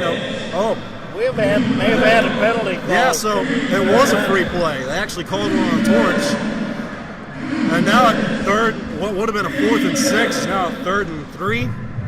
These penalties are kind of boggling my mind, but I'm just glad we're getting them. Pass and there we go. Brandon Ford, he's got a first down. Yes, and that is the 20.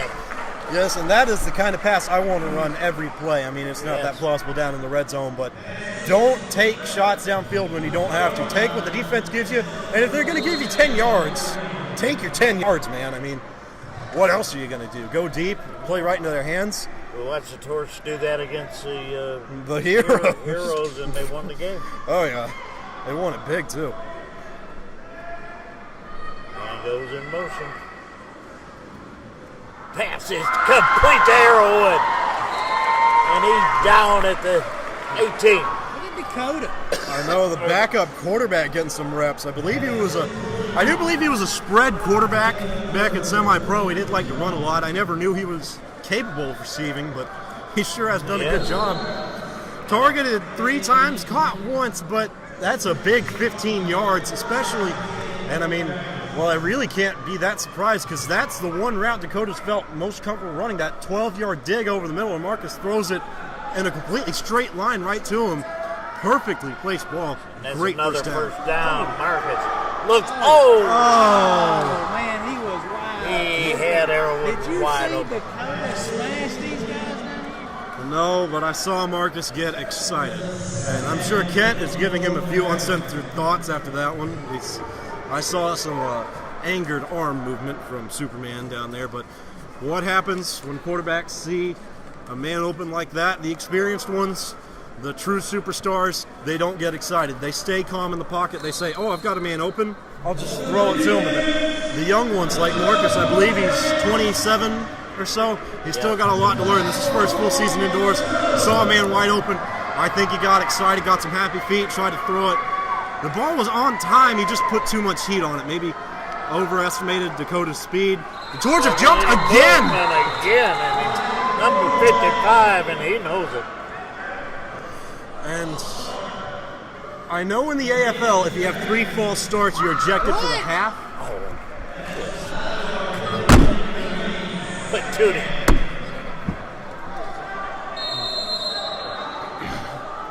Well, if it's any compensation, the Dragons are officially out of the red zone, and while that's not the best thing considering it's 2nd and 15, it does open up the playbook a little bit more because now you can go a little bit deeper. Because if you're going to run, run a 45 post and get 10 yards or 15 yards off of it, you're going to be around the 8-yard line instead of the 3-yard line. The Torch have jumped again. Hand off, Torch jump, no flag. Fumble. They're going to say it was down. Yeah, but they blew it when the ball came out. The Dragons are still on the field. Davon was down. Or was he? The Torch offense seems to be wanting to come out onto the field. The Dragons defense. Yeah, but they're calling it a fumble. You gotta be kidding me. Does anybody know? You got to be kidding me. Home cooking. Yeah, well, I know it's an easy thing to say, but I'm tired of watching. I know. It's always here. Yeah, we're tired of watching it, and we're 12 minutes into the first quarter. We have. Second down. Yeah, they called a timeout. No, the clock period ran. Oh. That's why you're changing the score clock. Okay, so Davon was down, and I'll go off on a tangent because I got time. I don't like the call. I mean, it's 2nd and 15. You can do whatever you want. Running it's not really at the top of my list. I do like them running it up the middle because I know Triangle's Jack linebacker. He likes to dart out to the sideline. He doesn't like to spy in the middle, which opens up the run game a little bit. They have turned up the PA too loud once again. And I will be quiet until these clones of cheerleaders leave the field. My seat is actually humming. Mine too.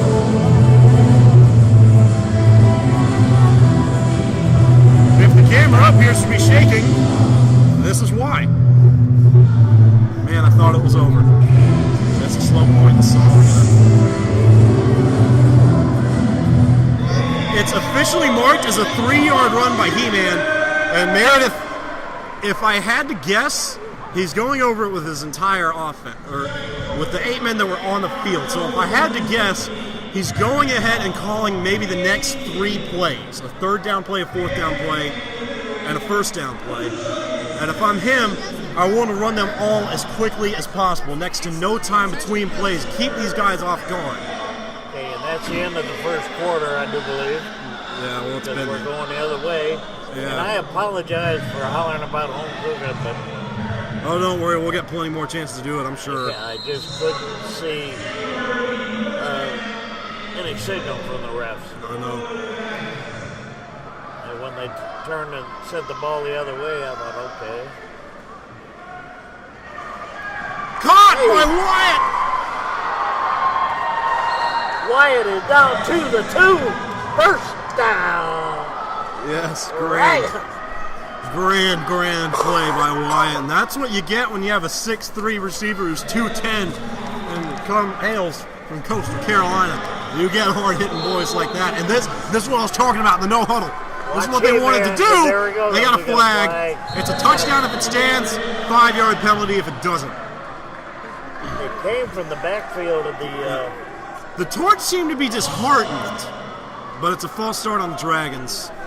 Wait, no. I think the refs, they might have motioned touchdown.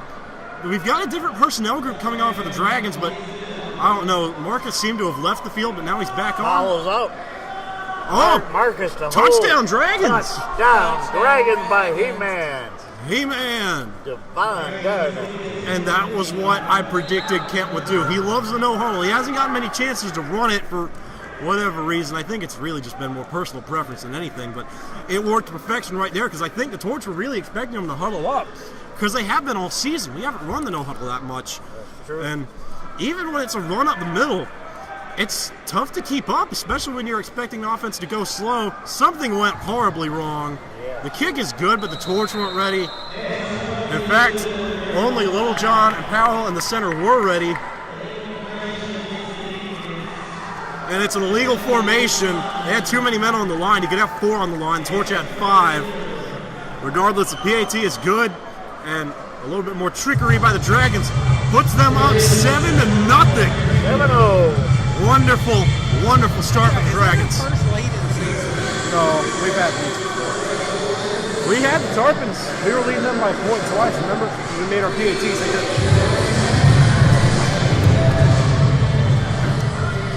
I'll say it again. We're winning because Kent has that cowboy hat on. Fire squad, almost. Half of them are there. They like to cover kicks. I actually only see 7 Dragons out there. There should be 8. It's interesting. And Wyatt is on the field. We will have 8 to cover this kick. The Torch, kind of an interesting formation here. It looks a bit like they're playing for the onside, but there's absolutely no reason to go for the onside kick, especially now because the Torch aren't going to be caught off guard. Unless we do. They don't appear to be blocking down the field. They apparently want to block the Dragons at the source, which usually don't work out too well, but who knows. I could have stumbled onto something amazing. Sonny Powell puts a foot to it, and it's out of the end zone. Oh, it's out of here. And I think it's coming out to the 20. Yes. I don't understand that. Look at this size of that kicker. It's like you're being punished. Yeah, they Look just. at the size of that kicker, Bob. Right? Look at the size of that kicker. Oh, yeah. 6'3", 240, can play any position on the field except quarterback and line. But I mean, touchbacks in arena football, that's just how it is. If you boot it out of the end zone, it comes out to the 20. That's just the rules. It stems from the fact that in the AFL, the first arena football league, they have nets around their goalposts. So when you kick one high, like Sonny Powell did, it'll bounce off the net and somebody can field it, but we don't have nets because they're patented and nobody but the AFL can use them. And under center goes the quarterback, looking. flag down, holding. Intercepted by Dante! And safe to say that was the worst throwaway I've ever seen. Yeah. And it's, Come on, man. there's no way. There's absolutely no way that was on us. Playing too good? Yeah, he got held. One of our linemen got held because there's no way that quarterback stood around dancing in the pocket that long. Unbelievable. 5 yards on a pickoff. Marianne's a paralegal, right? She do lawsuits. Because it's already the second quarter and I'm thinking about suing the Torch for cheating us out of a win. Twice. Which, it doesn't affect them, but it affects us. Yes. Terrible. I'm sure Cape Fear would rather play the Bulls. Yes. Oh, he's taking a big drop. He's looking deep. Touchdown. That's a touchdown. Nice catch by number 21. Yeah, oh. Can I see your pen, Bob? I want to add that to the list of things the Torch shouldn't have had. Okay, so how many first downs has it been? 3 first downs, 1 TD. That's a big receiver. Yeah, but that's how that AFL style offense ticks. And really and truly, you can tell as soon as the quarterback takes a big drop like that, you immediately know he's going deep because he's got to give himself more space because the routes take longer to develop. Yeah. But Good time to throw a flag. it's probably on us. Well, the man in uniform comes out of him. And now they're picking the flag up. I guess they just wanted to throw the flag. Maybe they got tired. I think they're going to march them back 5 for too many men on the field. Penalty on the Torch? Yeah. Did we, I'm a subscriber to the multiverse theory. You think we moved? But It is up and it is. it's no good. But I'll still add 1 PAT attempt to the list of things the Torch shouldn't have had. All right. You know it was no good. I didn't know because I didn't see a signal from the ref. Yeah. Well, really and truly, as strange as it may sound, there's a net back there and you can't really see it, but if the ball hits the net, it's usually no good. But if it doesn't hit the net, it's good. It doesn't make a lot of sense, but the net is, the net's triangular, or kind of an inverted triangle, and there's nothing to catch the ball if it goes to the upright, but if it goes wide, they catch the ball. It doesn't make a lot of sense, but it's there. I still think you should have to signal it. I mean, that's your job. And, interesting note here. Oh no, Quan is out there. That was in the pregame. I actually think it's safe to say this, but because it's said and done. But Quan, the plan was that Dakota was going to go out there for the first drive receiver to trick the Torch defense up because Quan's played with us almost every game, and then the trick was going to be able to send Quan out there. Holmes at the goal line. Got one man to beat, missed. Ready down to up to the 12. Good return on a good kick. Yes, and I don't believe he calls himself a gymnast, but he might want to invest in that after. I mean, did you see how many flips he pulled? Yeah. It kind of looked like fun if this. It would have been fun if it wasn't concrete under this 2 inches of turf. I actually did see the. If he was in the ice skating, that would have got him a gold in the Olympics. Yes. Though in the Olympics, he may not have somebody to knock his feet out from under him. But Little John going back to the huddle. It'll be interesting to see if he's in the shotgun or under center this time. He does like to run. Shotgun's better for that, but under center's better for passing. His goal has really been able to find a healthy balance of both. I notice he hasn't taken off running right from the start. He's watching. Yes. Oh, he's going deep. He's done this in practice. No! Oh, man, that was close. That. Wyatt had it. It was a tough, it would have been a tough catch. Well, you know how I said we might have moved universes? I think we actually did, because that's Wyatt. He's bad about dropping passes in the open field, but we've covered this in past streams. If you throw it in a spot where he explicitly cannot catch it, he will catch it. Yes. So I do believe we have moved universes, because that's a ball he catches every time, and he knows it. Helmet's off. He's on the sideline. He may have come off the field on his own merit. 2nd and 10. Little John gonna run. Evades the pressure. Got Dakota! Completed to Arrowwood. And Marcus, he is loving this dig route. Dakota can play. Yeah. And who would have thought at receiver? He did not do very well at quarterback last week. Marcus would have started, but he had that injury to his arm, couldn't play. Dakota starts. Did well, didn't do spectacular like some of us have been hoping. But the receiver, I think he's found his calling. And Wyatt is off the field. Quan is on. Brandon Ford is going to be in motion. Interesting note, and what on earth happened there?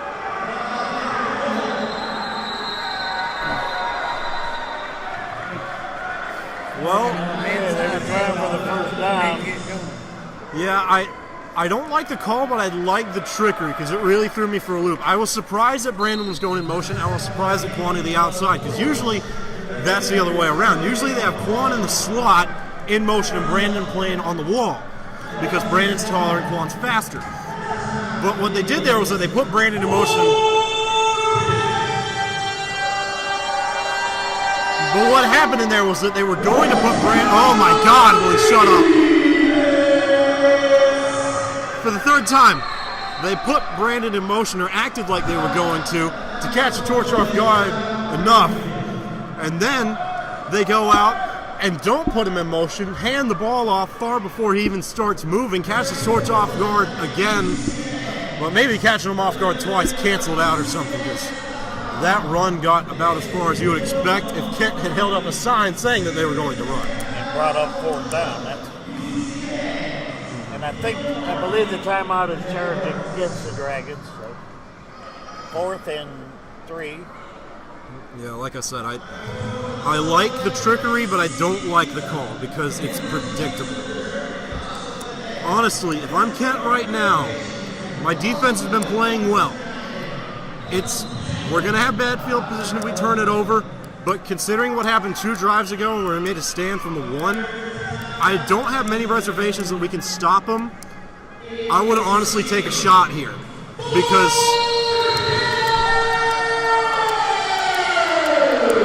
a lot of AFL teams do this.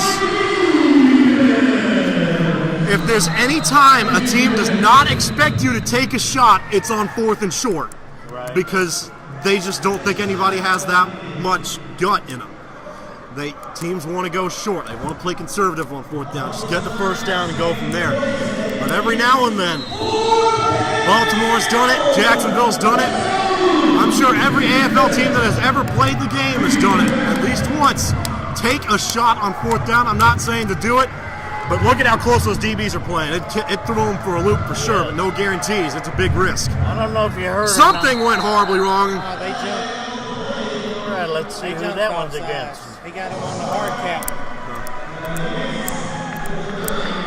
No! You got to be kidding me. That was on them, man. He hit him with a My hard center cap. gets run over. He hard counted him. They didn't. I don't know. The center never snapped the ball. Well, I mean, considering how loud this PA announcer is, and the more this goes on, I'm starting to think it's intentional, but what? Oh! I don't know if y'all have heard, but it's 4th down.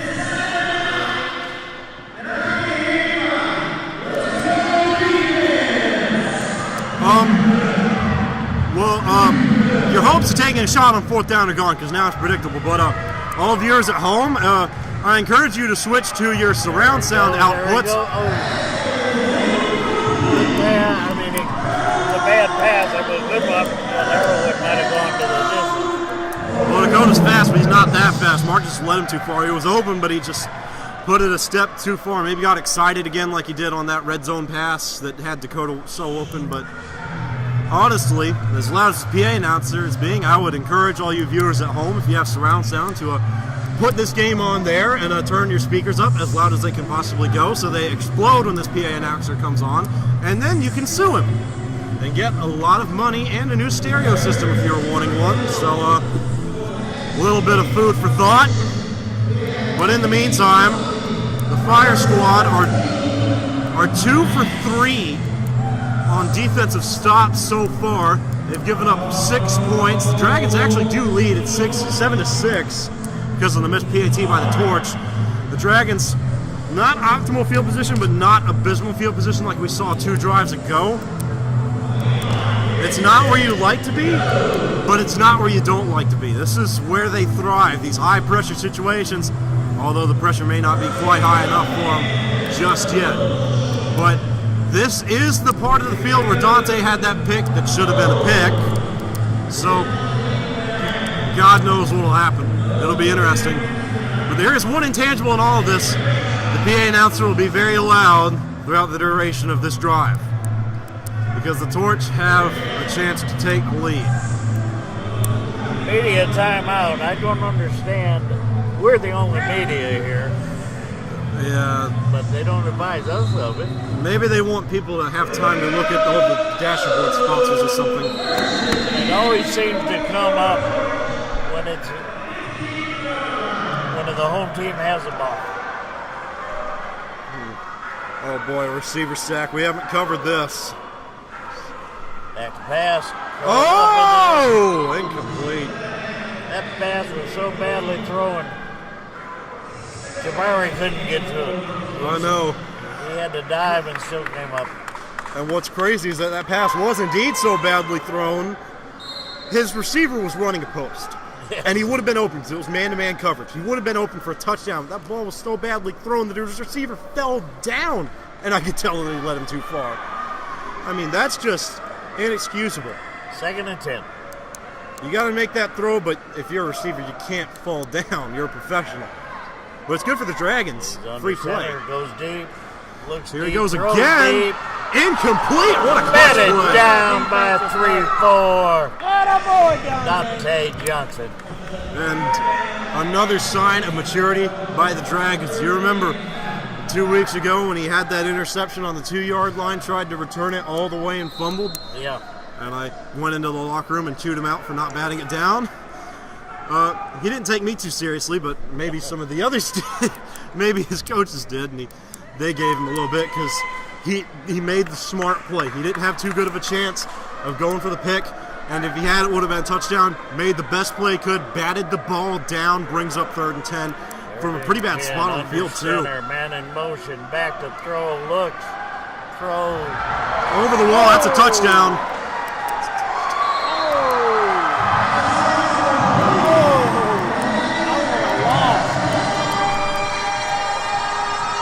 You know what amazes me?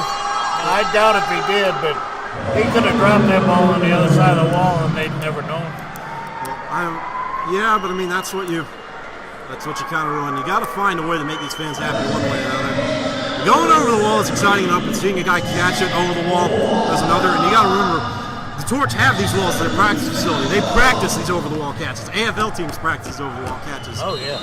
It's I watched them during the warm-ups. They did that. I know, as extreme as it is, it's not that uncommon. They are trained to come up with those balls. I have no doubt in my mind he hung on to the ball throughout the duration of the play. He may have dropped it and nobody would have known, but snap. I really think that he made it. That's good. Kick is good.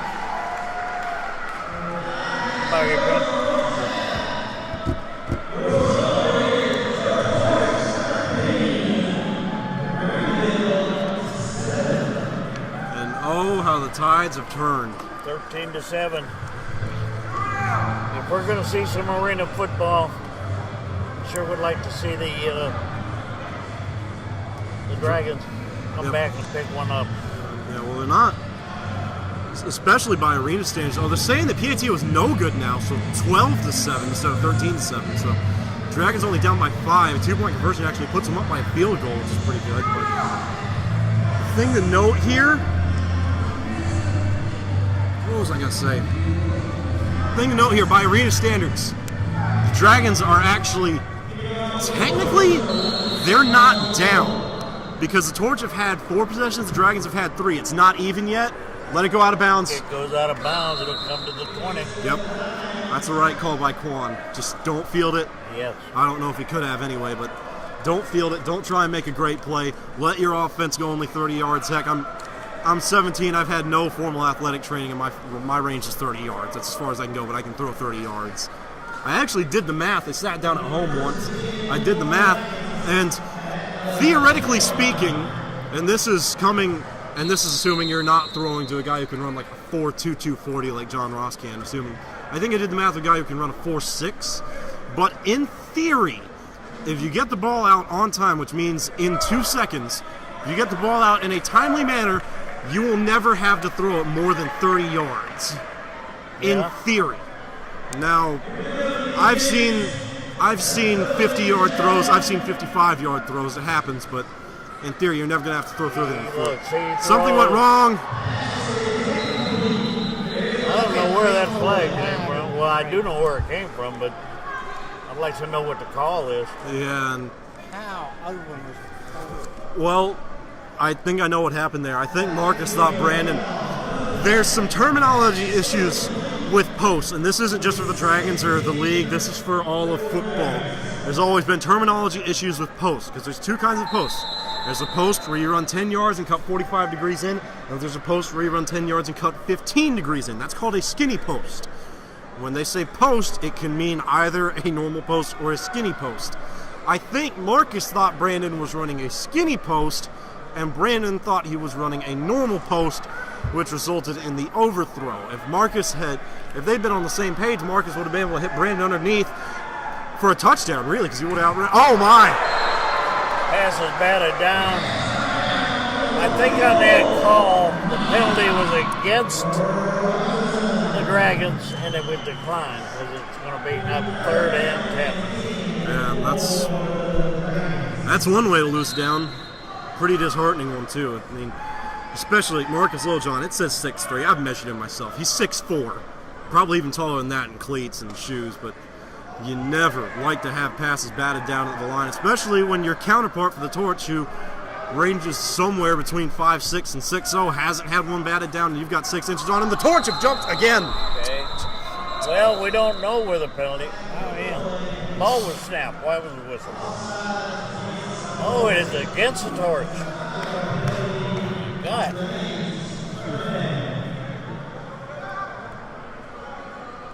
Gonna be 3rd and 5. Whole new ball game now. Yeah, I tell you, one of my favorite words in the English dictionary is merit. And despite it not looking like it in the first quarter, we were very salty about that. I'm probably speaking too soon, but Torch didn't seem to have much merit with the calls then. They seem to now. Another flag. Littlejohn almost sacked. Pass caught by Wyatt. Oh my, and there goes the wall. Did you get that? Typical Wyatt catch. Yeah. Now, what is the flag? Well, Jack out of the box. Call's going to stand. And interesting to note, we have a first down. Yes. Merit. The Torch have found it.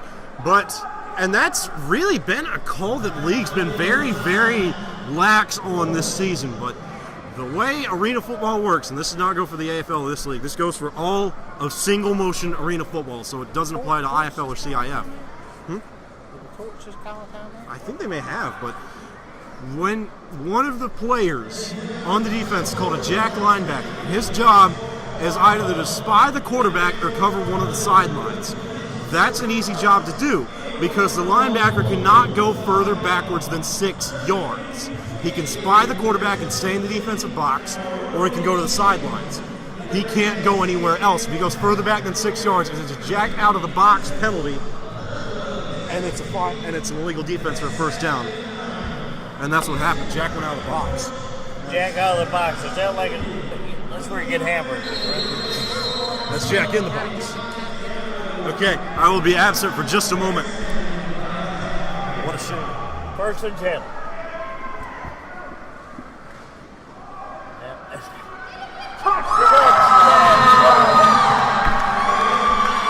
was a flat. Oh, come on! Called illegal procedure against. What? Pass was caught by 99. Okay. Jack Gardner. A tight end screen for a touchdown is rare enough. Calling it off the board is in bad taste. But they announced that it got called off over the PA system. And they can't even get our name right? Yeah.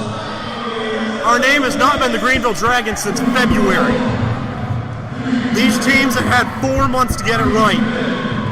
And one team has gotten it right. And it was Cape Fear, and they only got it right after we told them. That was intended for Rogers. A little overthrowing. Well, do you remember back when the Torch had that 1st and goal from the 5, and I got onto their quarterback about putting too much air under a screen pass? That's the exact same thing. I don't really like throwing screen passes to the opposite sideline, be it indoors or outdoors, just because of the distance you have to cover with the throw. But it was the right call, but the ball's got to be low and the ball's got to be out quick. It took too long, the ball was too high, incomplete. Honestly, lucky it wasn't intercepted because it stayed in the air so long. DB had time to catch up to it. 2nd and 15. Man goes in motion. Oh, where's the flag? Yeah, that was... Could have called it on either one of them. No, Dakota was fine. He was bear hugged in midair. Yeah, that's what I mean. Could have called on either one of their men. Oh, yeah. 3rd and 15. Yeah, you remember that speech I gave about the Torch's merit? Yeah, me neither. Thankfully, though, it's not.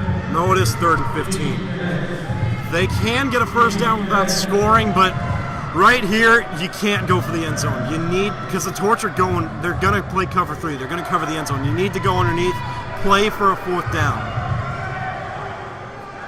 But they're going for the end zone. No, Little John's going to run, and he has absolutely nowhere to go. He cut back left. He might have been better off to stay right. No. It's a shame, too, because they're bringing out Powell. Just want to go. 4th down. They can't get the lead back here, but they can get it close. Sonny can make these kicks. We got 8 in the end zone. And balls on the... Yeah, it's going to be a 33-yard field goal, but somebody blew a whistle. There's no timeout. And... yeah, and whoever is going to try and return this kick to the Torch obviously didn't see Sonny in pregame, because there's no way this thing's going to be short. There's no point in having someone back there to return it.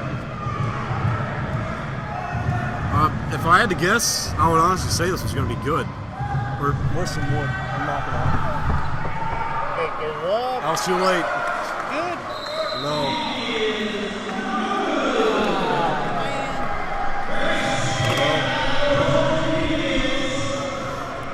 Okay, there's one thing, and I'm sure it's in the rule book. But when the ball is whistle's blowed, the ball is in play, they're getting ready for the snap.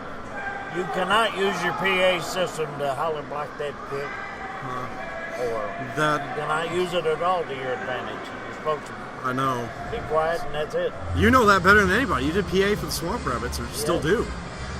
But I don't know what you'd call that rule, because I know if the team has festivities on the field during a break and doesn't get them off fast enough, it's a delay of game on the front office. And I don't think they can have festivities out during the next break. but I don't know what you call that if the PA interferes with an offensive play call. Granted, do you actually think the Torch are going to call that? You can't even play music. Yeah. You'd have to stop. Well, the ball will start from the 10. Like I said earlier, this league, it's a great league. It's given us a place to stay for the season, but there are a lot of rules in that rule book that just are not enforced. Particularly, the one I found most interesting was that the rule book explicitly states teams must have 12-inch numbers on the front of their jerseys. Cap City's numbers are 3 inches. They're going deep. He's got a man. Incomplete. Ha! Well, how about that? You always love it when you get to have 9 men on the field, and I love the concept of using a referee as a defensive back on that play. Pass was incomplete. Yeah, I think he interfered with both the offense and the defense. Yeah, so it cancels out, but he is part of the field. So. Yes, and now, here's the good thing. There's no way the Torch are going to take a shot again unless they have absolutely terrible taste, which they may, but I mean, it's just not in good taste to take a shot. It's not etiquette. Under center, roll, steps back, hits his receiver. Well, that's a good call by the Torch. They knew Upstate was playing for the lack of etiquette. They knew Upstate was going to play deep because they were afraid they were going to take a shot because Torch felt like they should have had the last one. And they recognize that. They say, hey, the line's going to be playing cover. The defense is going to be playing cover 3 about 15 yards off. Go running 10 yards downfield, catch it underneath. Here we go. No huddle time. He's got all day. Nobody's been held yet, but he throws it away. Throws it way away. Yeah. Bring up 2nd and 10.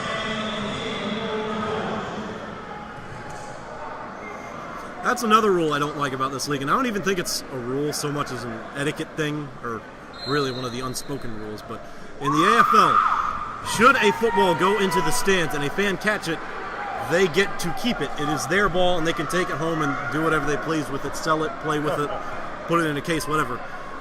And I believe in the IFL you can do it, and I believe in the CIF you can do it. Every other league, you have to give it back if you catch one. There was a fan who had to throw the ball back. Rush put on, there was holding, but and face guarding. Yeah. And Dante had a better chance of catching that ball than the Torch did, but he didn't. Good job by Johnson.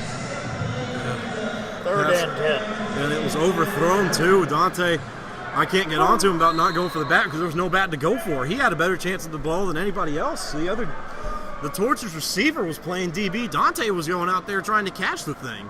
And, I mean, he's not Odell Beckham. I've seen him make one-hand catches before, but I don't smell anything. Is it smoke? Okay, then we're safe. 3rd down, I think. Yeah, 3rd and 10 should be. They may take a shot here. They will. He's got all day. Almost picked, dropped. Jonathan Andrews, he knows it. Perfect. And we have a flag. And Tyrone Johnson, he ain't happy. He's in the business suit. You don't see people in business suits yelling very often, but he's yelling. Hang on there. I think they're saying a false start on the Torch. Yeah, it was a false start indication. Well, yeah, you don't. Timeout Torch. Well, be it a false start, you don't accept the penalty. It's 4th and 10. You don't let them get 2 cracks on it, even if it's going to be 3rd and 15.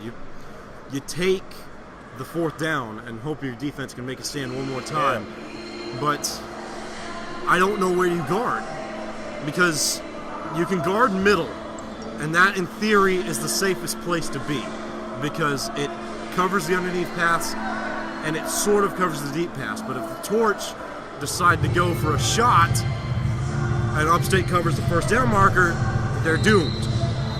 What I would run here, some kind of cover 1 hybrid, maybe have a man in zone on the left sideline and a man in man on the right or something, and have a safety deep in the end zone. Get the sidelines taken care of. Oh, forget defensive calls or kicking a field goal. They're going to a field goal from the 15. Well, forget a field goal, it's a punt. Yeah. And it's out of bounds. They're bringing it to the 20, and some poor fan almost got his head taken off. That was kind of cool. They'd have been better off with a short pass. Yeah. Okay, I can't tell by the clock, so Our clock says 16 seconds left in the game. That can't be right. Because if there's 16 seconds left in the game, the Torch wouldn't have punted. minute and a half. Oh, yeah. Yeah, that sucked. There's 16 seconds left in the game. Why they put that screen Let's go, Dragon! in the place where nobody's at? It's beyond me. You can't even see it that well, even if you're right there. And it's in a bad spot too, because if you're sitting there, which nobody is, you have to turn around to see it. But They brought the ball out at the 10. yeah, it should have been to the 20. Something's going on. But 16 seconds left on this clock. I don't know how many are left on the game clock. Yes, I do. What? So here we go. If you want to score, now's the time to do it. Because I'm sure we'll get into this some at halftime, whether or not they score, but We got trips. no, they're motioning to Twins. I can't say the actual formation name. Oh, here we go. Picked off. No, cut! Oh, take the timeout. You got it. Woo! Yeah, Ryan Rodgers calls it in at the goal line. Redemption. That's what you want. But now you're in a quandary. There's no way that took 12 seconds. It was down to 11. 7 seconds. But there's no way that play took 7 seconds. But If you run the ball, yeah, if you run the ball and you don't get it, it's over. We got to come out in the pocket. timeout. No, I think we just used our last one. No, the Torch used one. I think we still got one. Well, here's the thing. If there's 4 seconds left in the game, if you go under center, in the half, I'm sorry. If there's 4 seconds left in the half, oh my God, they're going for a field goal. No, there's no way. They're faking it. No. There's no possible way they're going for a field goal. Unless they fake it. No, this is an outdoor football. There's no reason to go for it. I mean, he can make it, sure, but there's no reason. I let Marcus run it in. Unless they've got. He's fast enough and Sonny's strong enough, but I don't understand the call. No. There's a thing called formality, or chivalry, if you will. And faking it under these circumstances, it's in bad taste. Delay of game, and that was the plan all along. But I understand what they did. They didn't want to be that close. Because now, I don't know if they're going to put any time back on the clock, and I don't know if there's actually 4 seconds left in the game. There may be more. And if there's more, then that call makes perfect sense. Because if there's 6 seconds left, there's time for 2 plays. And no, they're kicking again. What I was going to say, I'll just detail it at halftime. There's a lot of thinking from the 14, with this. Be a 22-yard field goal. Yeah. It's a lot more interesting now than it was. It's a kick and it's blocked. Now the Torch have it, and the Torch no longer have any movement. And, well, It would have made me if there was any time left on the clock.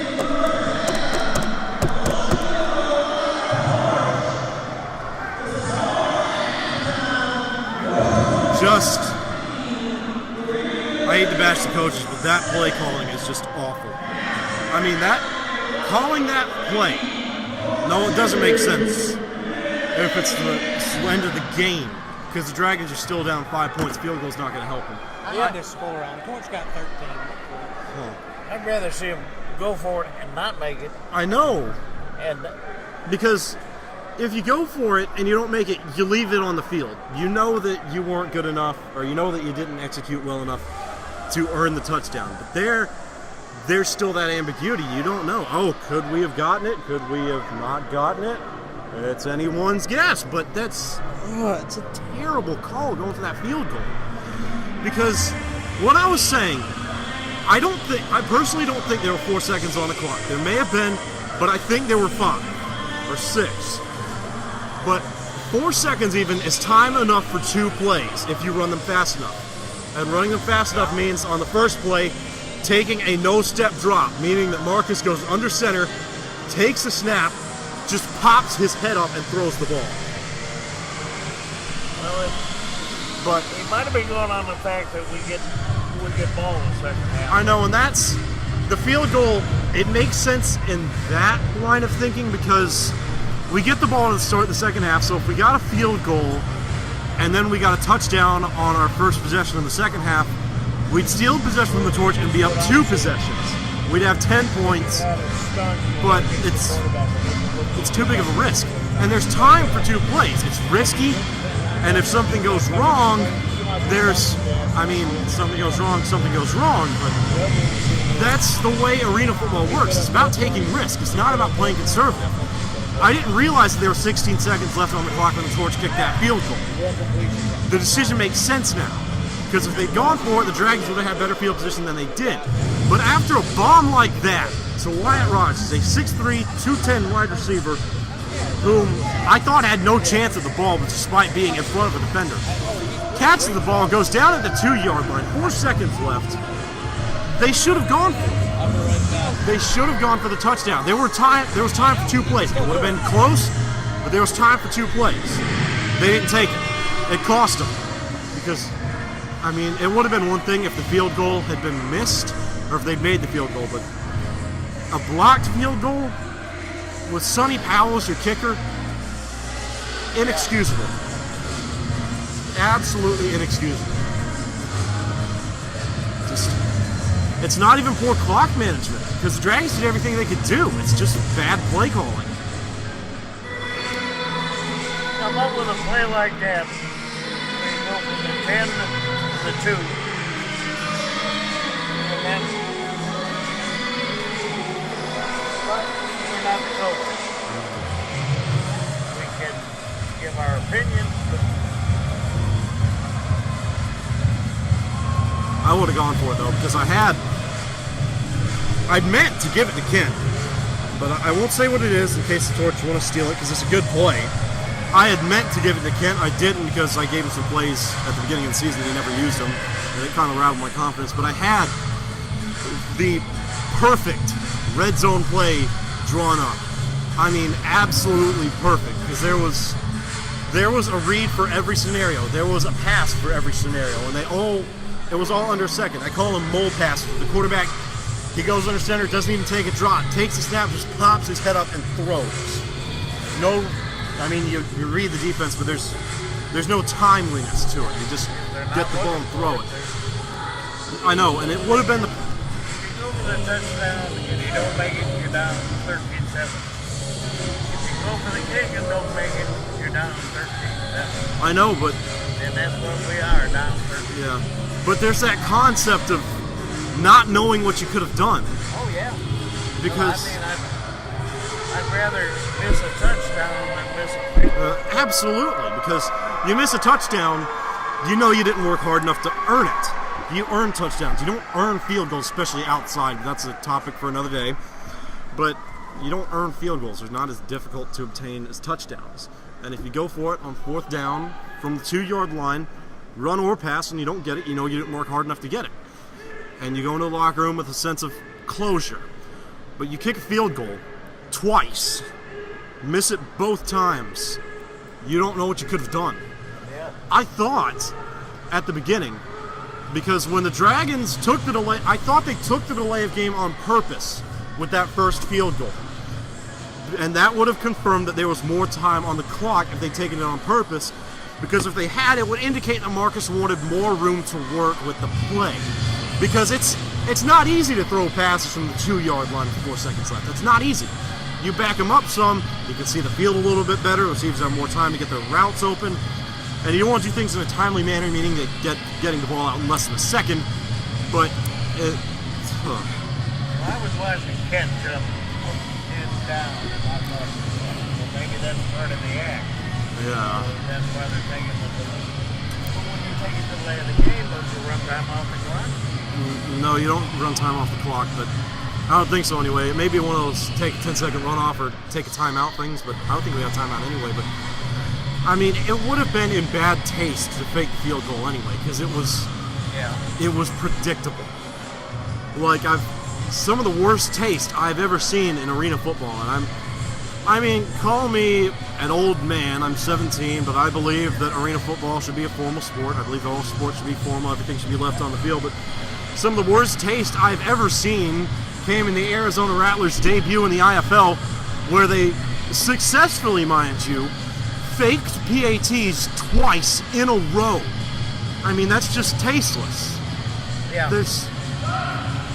You're 72, so you probably understand the league a little bit better than I do, but I don't like that rubbing it in mentality. I like being formal. I like leaving everything on the field. I don't like talking smack. I like going out there, giving it what you've got, doing your best, and seeing where that gets you. If it gets you where you need to be, great. If it doesn't get you where you need to be, you need to improve. But this thing called taste, some teams have more of it than others.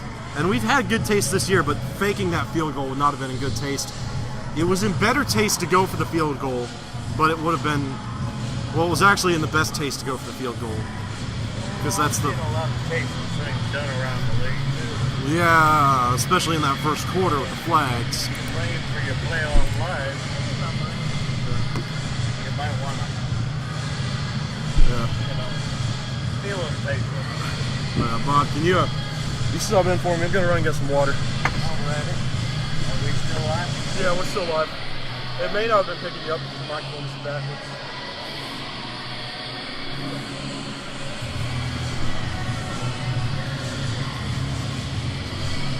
Well, the Roughs have left me. Left me by myself. But too bad. Maya just brought me a water. I've done that to them plenty of times, so I can't complain. It's amazing football. I mean, these two teams play each other close all the time. I watched the Torch 2 weeks ago against the Heroes, and they completely outplayed them, and the Heroes were a stronger team. They beat us 38-6. So, it's amazing. Some teams play other teams better. That's just all there is to it. Could be an undefeated team, could be an unvictorious team. And that's true in any sport. Not only soccer, hockey, football, basketball. It's just the way it goes. I guess you get up for them, or you like their field, or you like their... It's just the way you match up. I had teams when I was coaching that I could be undefeated going into the season or going into the game and get totally wiped out because they just beat us that strong. So it happens.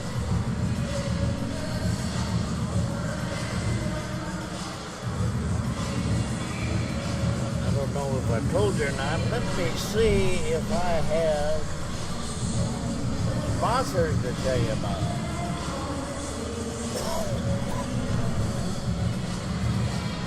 I've got Ranger Exterminator. Write this down, 864-882-1436. If you have bugs, call us. Got Elite 365. Looks like they're out of the Columbia area, but excuse me. Their number is 803-800-0698. They'll work with you training year-round, and they work on a clothing line that is coming up. How about Catering by L, making a difference? Custom menus for all events. Contact exclusive chef and event coordinator, Lori Johnson. And along the Johnson line, you better call Tyrone. Handyman Services, Tyrone Johnson. Phone number is 770-820-4013. I am sorry about the coffee, but I can. shaking.